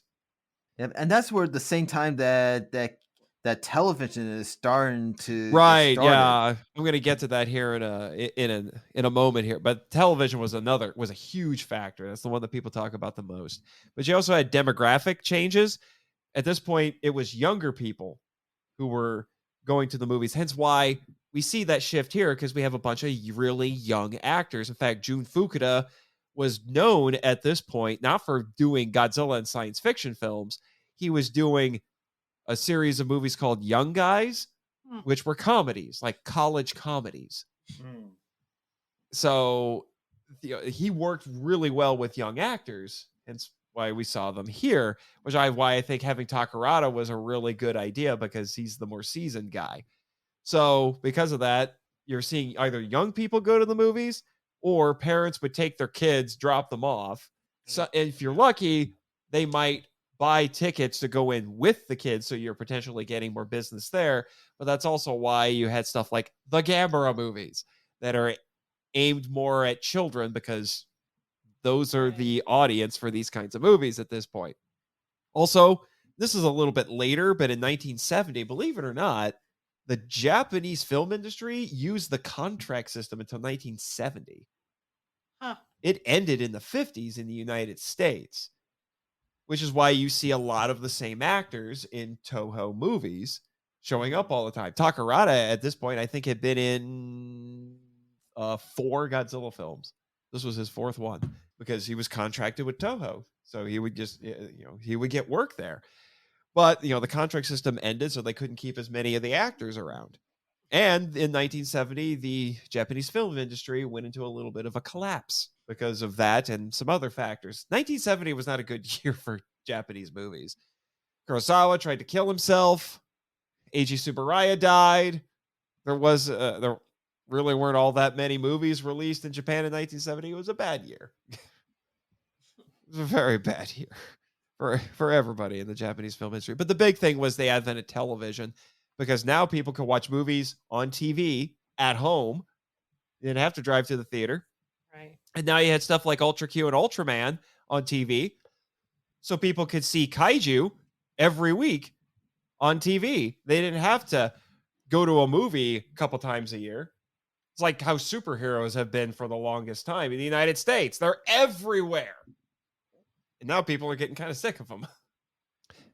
And then another thing is when you have a series that goes on, a series of films that goes on this long, you have to start changing things or people are just not going to keep going. Hence why there is this massive tonal shift. Hence why Godzilla went from villain to hero, because you have to change it. And a lot of times when you make changes like that, the audience for it will change. Yep. Yeah. And then there was also and then you had competition from foreign films, especially American films. At this point, it's not so much true anymore in Japan, but in the 60s, American films were incredibly popular in Japan. Very, very popular. In fact, the year after this, there was a Bond movie called You Only Live Twice, which had a couple of Toho actresses appear in it as Bond girls. And Toho foot the bill for some of it because they filmed in Japan. Yeah. So they had Akiko Wakabayashi and Mie Hama, who were both in it. Mie Hama played a character named Kissy Suzuki. You talk about the two girls from each Godzilla film, like King Kong versus Godzilla. Yeah, they were in King Kong versus Godzilla. And well, no, Mie Hama was, excuse me. So because of that, a lot of times those are bigger, more expensive movies. They look more spectacular. So that's giving them a lot of competition. In Japan, especially at this point, really liked American pop culture. It's kind of the funny thing about it because Americans are fascinated by Japanese pop culture. Yeah. So true. It's kind of a form of soft power that Japan has because they export their pop culture so much. Now. Well, yeah, they were starting to do it here. But yeah, definitely by the time you get to the 90s with anime and everything else, more tokusatsu's coming over. They're making all kinds of money off of it. Manga started coming over. And then you also had competition from the other Japanese studios. Because when King Kong vs. Godzilla came out in 1962, Toho was the only game in town when it came to that sort of stuff. Yeah. That was the only thing. After that, everybody's trying to make kaiju movies. 1965 you had Gamera. This year, which is funny, this came out the same year for another movie that I had you guys on for. Gamera versus Borogun. Borogun wants to know, do you know where your child is? I ate him. I'm Baragon. I'm a Jizzy character. Yeah, Teddy was very sad that he couldn't come and play with the monster friends today. Oh, yeah, I bet. But yeah, because in 1967, every single studio in Japan made a kaiju movie. Huh. There was also a new Ultraman show called Ultra 7 that was on TV. Toho made 2 kaiju movies. The other studios in Japan each made 1. And there were 2 kaiju movies in South Korea. That's how nuts this was. It's called the Year of the Kaiju. So at that point, you have the same audience that is now being divided between multiple options for movies to see. And, the stuff on TV. So they're divvying up the pie. Toho is still the big fish, but now they're not the only fish anymore. Yeah. Now, admittedly, most of those other studios made 1 kaiju movie. In 1967, never made another one.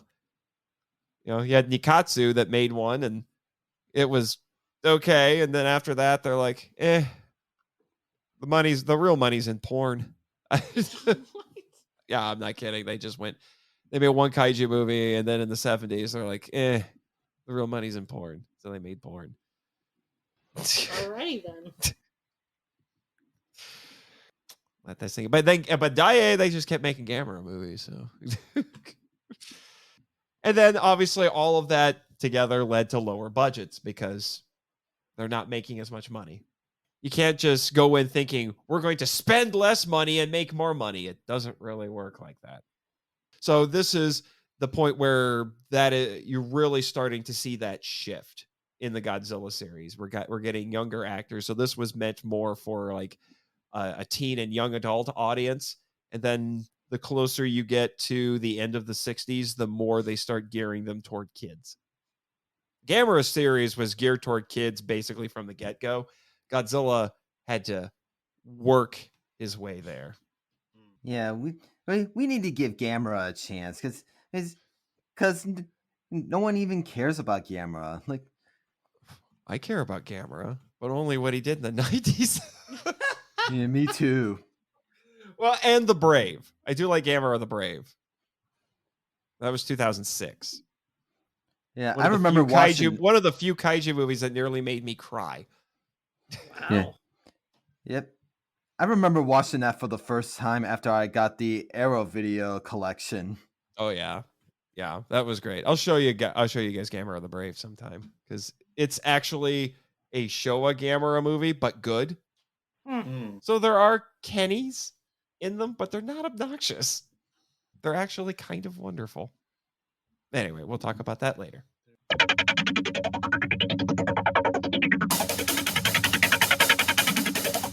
All right. That actually was a much more fun conversation than I was anticipating. I need to have you guys on more often. Brendan, you need to come on more often. Oh yeah, I definitely do because I've been on my channel lots of times, me and the host on my show, and I had some special guests that we all know at G-Fest. You just had Alyssa on your show, actually. Yes, I did, not too long ago, and she did an amazing job on the Ebirah episode. Yeah, that's her favorite movie of all time. Godzilla versus the Smog Monster. That's a weird one. Speaking of weirdos, there are people who give me money for this show, and they need shout-outs. Don't hate me. Great segue.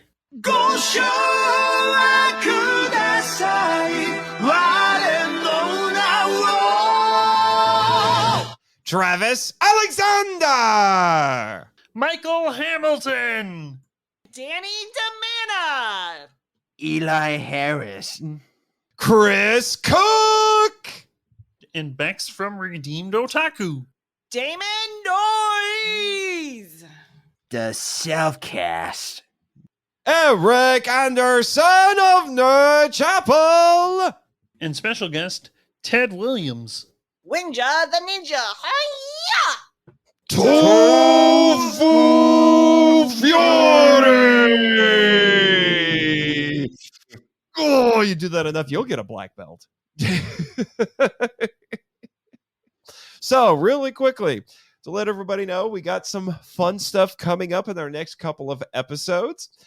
Kaiju, our main series for season 3, will continue with its penultimate episode. Our penultimate episode, which will be over Rampage, starring Dwayne "The Rock" Johnson.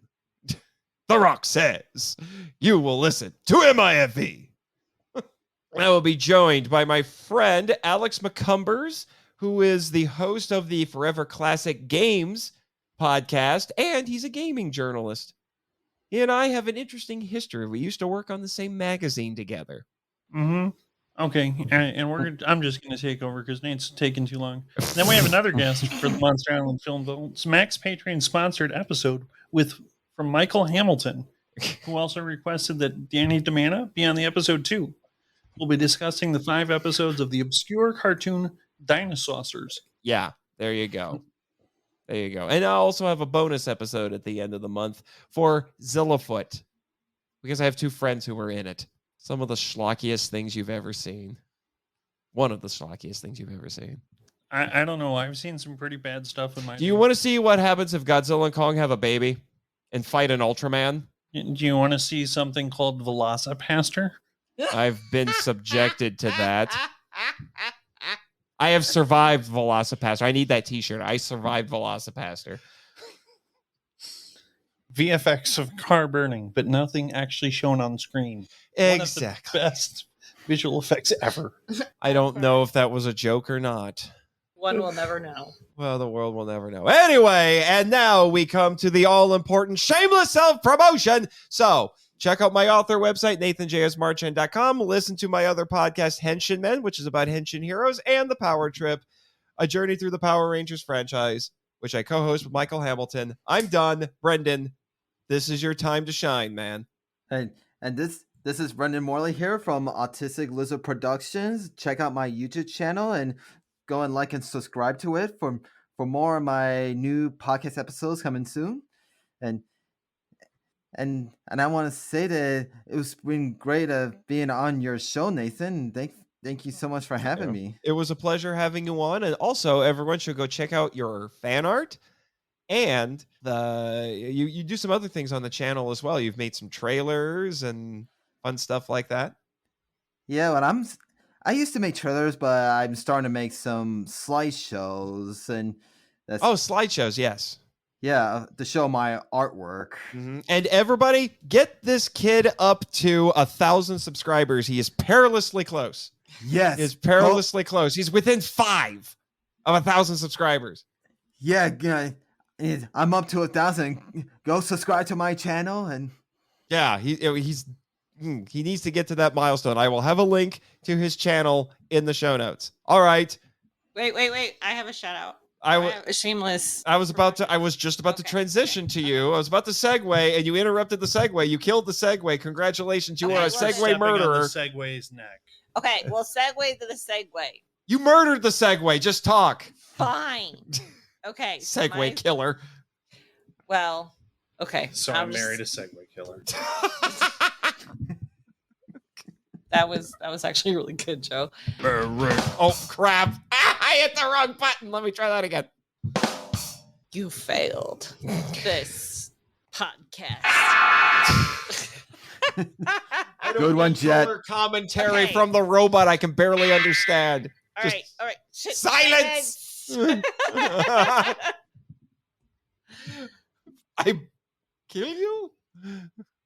I use Block duct you? tape to cover your mouth. Okay, and hands. Stop it! No touchy.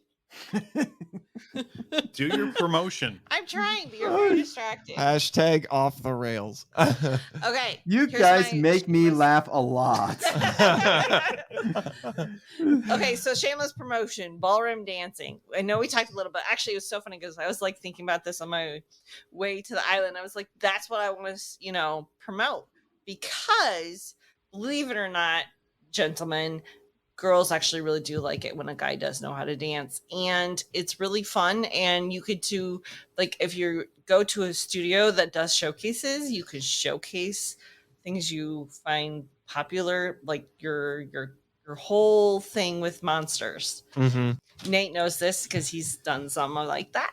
Mm-hmm. And it is a lot of fun, and you should totally try it, because And you'll get the stamina to do a dance off for 3 days. I was just about to say, can you win a yacht for 3 days? I don't know, but I sure as heck would try, and then I'd probably sell it. You live in Indiana. It's landlocked. My family's around Lake Erie, so we could use it. I was gonna say it's like 2 Yeah. hours to like the Michigan or the Lake Michigan, the Great Lakes. Yeah. Yes. Words, those things. Words and geography, things And science. Science. Yes. Not a lot of science. Actually, this is a movie that doesn't have like reporters and scientists and military guys in it. Well, they do. But they're the bad they're- guys. Yeah. But The they're heroes not aren't trying to, aren't like, that. do anything about anything. Right. They're the terrorists who don't do anything. They're the nuclear physicists who don't do anything.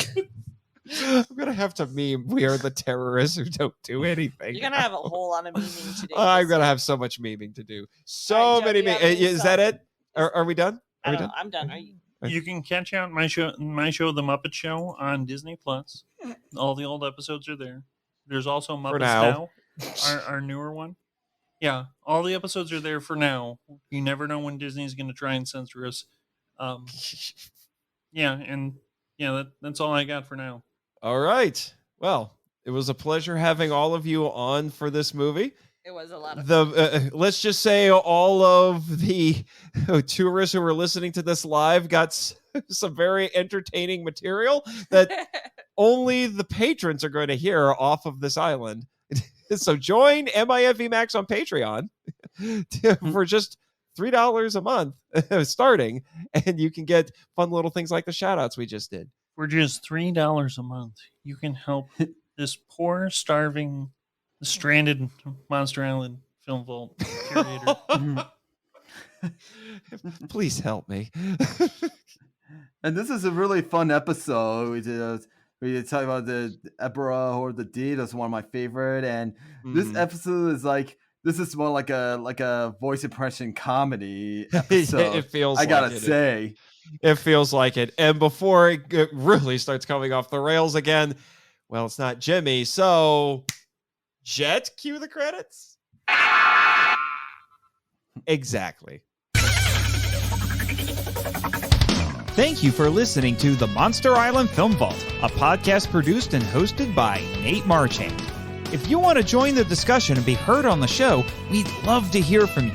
So email us at feedback@monsterislandfilmvault.com. Our website is monsterislandfilmvault.com. Follow us on Facebook and Instagram at Monster Island Film Vault, and on Twitter, where our handle is @TheMonsterIsla1. You can subscribe to us on YouTube, Spotify, and TikTok. Follow Jimmy from NASA on Twitter at NASAJimmy, and our many other colorful characters using the links in the show notes. The podcast logo was created by Tyler Souls from TylerDrawsComics.com. Our theme song is Wanderer on the Offensive, live edit by B33J, Sarax, Juan Madrono, and Nonsensical Lexus, which is a remix of Counterattack Battle with the Colossus and The Opened Way Battle with the Colossus by Kootani from the video game Shadow of the Colossus.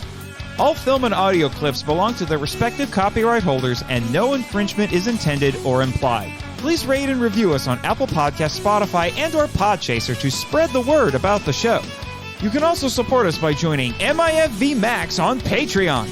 The Monster Island Film Vault is a Moonlighting Ninjas media production. Sayonara!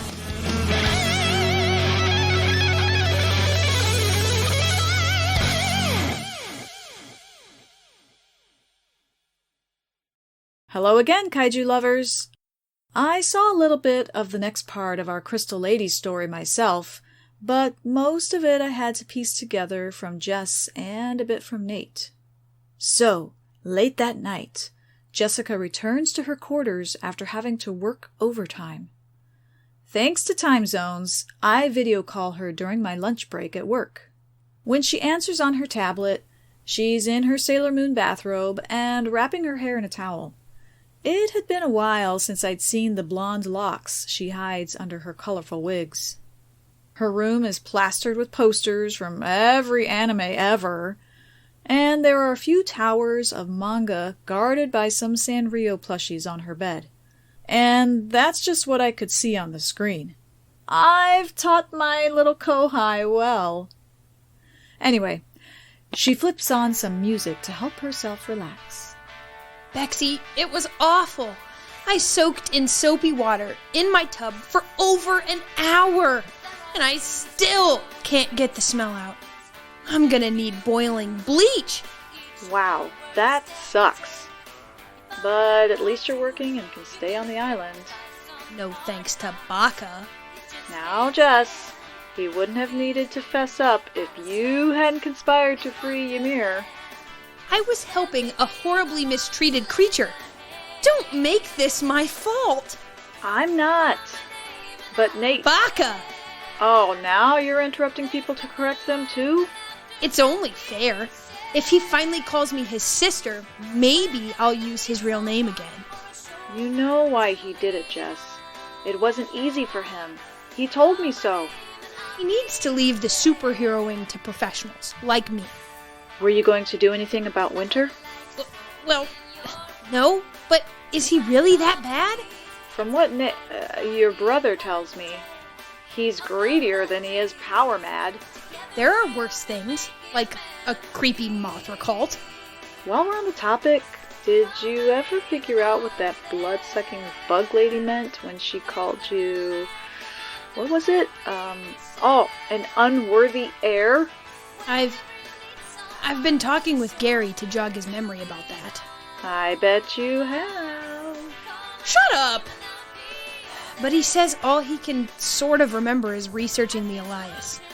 A bizarre Mothra cult wanting to know more about Mothra's tiny twin priestesses is hardly news. Maybe I should ask them about it. You should. Or is Gary wanting to chat with you more? I'll have you know he... Jess glances over to her left. It's about time you came home, Mimo! She stands up, taking her tablet with her, and walks to the window overlooking the well-lit Monsterland Resort in the distance from a few stories up. Mimo's face hangs upside down at the top of the window. He taps the glass with his antenna. Jess opens the window, and her supernatural animal companion crawls inside.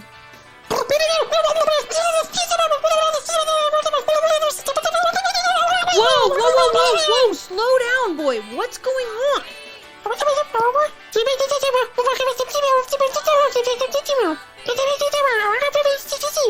Oh no. Bex, we'll have to finish our chat later. Why? What'd he say? That someone is stealing Mothra DNA at Monarch Outpost 83.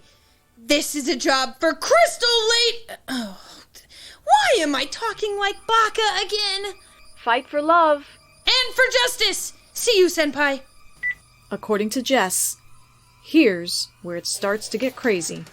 As she snaps her crystal moth barrette in her hair, she says, Okay, Mimo, there's no time to lose. Let's do this like we practiced.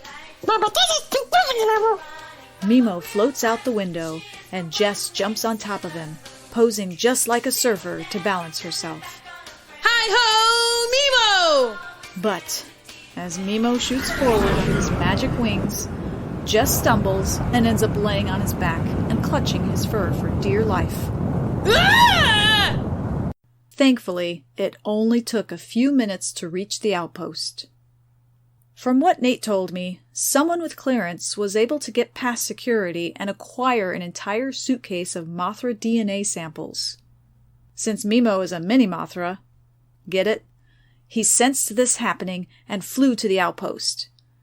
He saw someone standing on the roof and flew back to tell Jessica. It would have made sense to tell the EDF mutant security team what was happening, but it was a good thing they didn't. Trust me. Anyway, Mimo lands on the outpost roof and Jess leaps off his back and points at the person holding the suitcase near the edge. Hey, who do you think you are stealing the Queen of the Monster's precious blood? The thief looks over her shoulder and turns around to face Jess.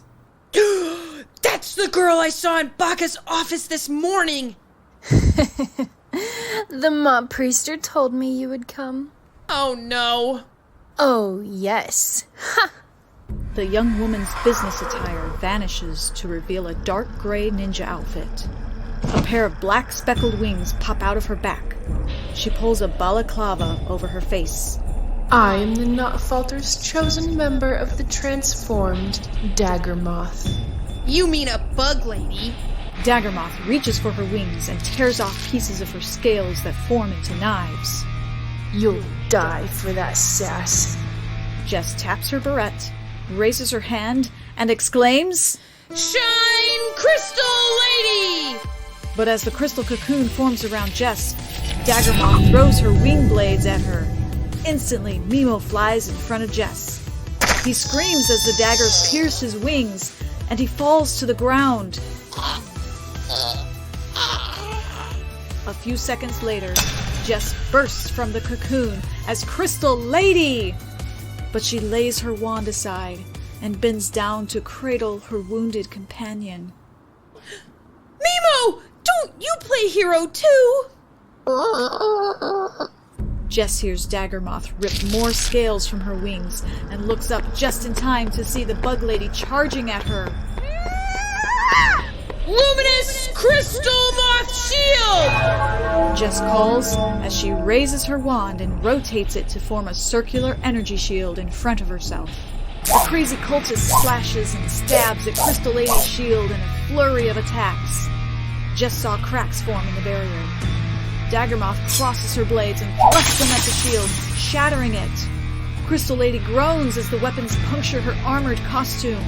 Be a good magical girl and die quietly. As Crystal Lady collapses, she hears a quiet engine hum and sees lights from some sort of aircraft as it hovers at the edge of the roof. Ah, my ride is here. Now I will deliver Mothra's DNA to the not-Mother, and he will make even more powerful sisters for me. Crystal Lady reaches for her wounded companion. Mimo, those daggers were dulled by my shield. So I only have flesh wounds. But I still can't get up. Use your antenna beams to stop her.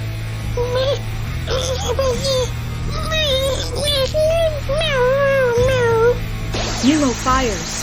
His beams hit Daggermoth in the back as she hands the DNA canister to someone on the aircraft. The bug lady turns around, tears scales from her wings, and deflects the yellow lasers with her weapons. But the aircraft flies away behind her back. No, come back. I can't fly back to Rarisica. Mimo's lasers slice into thinner portions of Daggermoth's wings. She glares at Crystal Lady with burning eyes. I'll show you why they call me the Diamond Cutter. The screaming bug lady rushes at Jess, and a wombat holding a wiffle bat suddenly jumps in front of her. Back off, Butterfly Knife, or whatever your name is. Gary? I mean, Wombat? Out of my... You just hit me with a wiffle bat. And it actually hurt a little. I'm as surprised as you are. Crystal Lady seizes this opportunity to stand. Where was I again? Out of my... Now, Jewel Girl, I'm... Crystal Lady front kicks Daggermoth in the stomach and pushes her back. How dare you hit that poor little sidekick? That's the last straw. Jess holds her wand high and whispers to herself. I haven't used this technique in a while. Sparkly Glitter Storm! She spins her wand to summon an electrified tornado around herself. Then she aims her wand at Daggermoth, and the tornado shoots towards her. Curse you!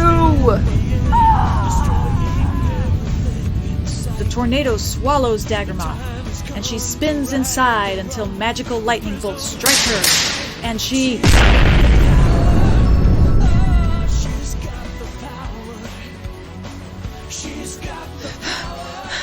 Gary! Gary, are you hurt? I'd say my ego's bruised, but I don't have one. Thankfully, the padding in my suit's headpiece absorbed most of the hit. Oh, good. I was hoping that she either hit like a girl or you had a thick skull. She definitely doesn't hit like a girl. And I'm not a bonehead. Well, yeah, I know that, or else I... You still have your phone in your supersuit? Yeah, why wouldn't I? Just grab it so I can hear what my arch nemesis has to say now. Jerk ruined our moment. Let me see. Where did I put that? Oh, here it is. On Gary's phone is Jess's nemesis, wearing his usual gaudy Mothra mask, and with his scantily clad consort at his feet. Hello, people of Monster Island. It is I, Mordpriester Herzog Jerry Nachtwalter, the leader of the Church of Mostrianity.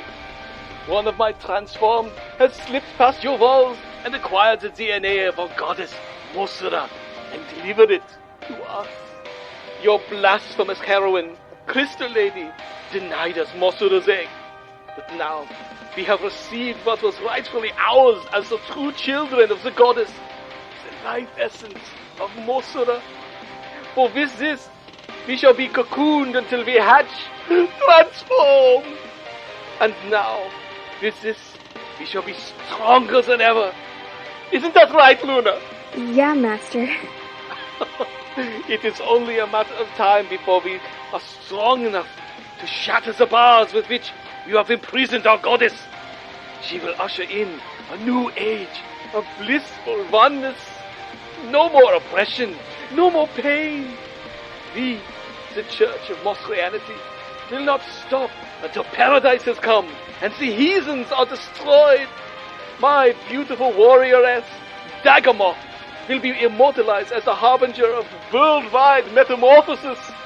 The day of metamorphosis is upon us. Mosura, yeah, Mosura.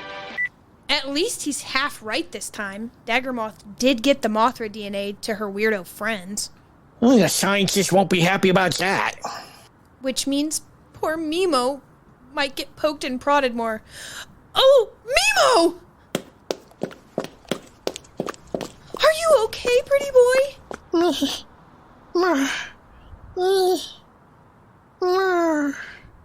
Don't worry. If I have to kiss where it hurts to make it all better, I will. Are you talking to me or the big bug? Oh, why were you even here, Gary? I worked late at the law office and was on my way back to my quarters when I saw the flashing lights from your fight. Raymond says I need more superhero experience, so I changed into my Wombat costume in the photo booth and ran up here. That's so brave of you. Wait, you're not mad at me for trying to help? No, I like your dedication to the superhero code. Hold on, there's a code? Oh, truth, justice, and the American way. That's Superman, and technically Monster Island is in Japanese territory. Well, it doesn't need to have borders to... Jessica, I think you're rambling because you're tired. We've both had a rough day, so let's just go get some sleep. Yeah, sure, but could you walk me home? I can't carry poor little Mimo by myself. Mimo? Huh? Hush! Sure, I think we live in the same building anyway. We do? Yeah, I never talk about it because I'm rarely there thanks to Raymond. Well, come say hi next time you're there. Sure. Anyway, let's just go. The two superheroes lift Mimo on their weary shoulders, and he instinctively wraps his wings protectively around them. It takes a little while to walk home, but Jess obviously didn't mind. She loses a lot of sleep that night, but she is surprisingly chipper the next day at her hated job. But that is a story for another time. Sayonara!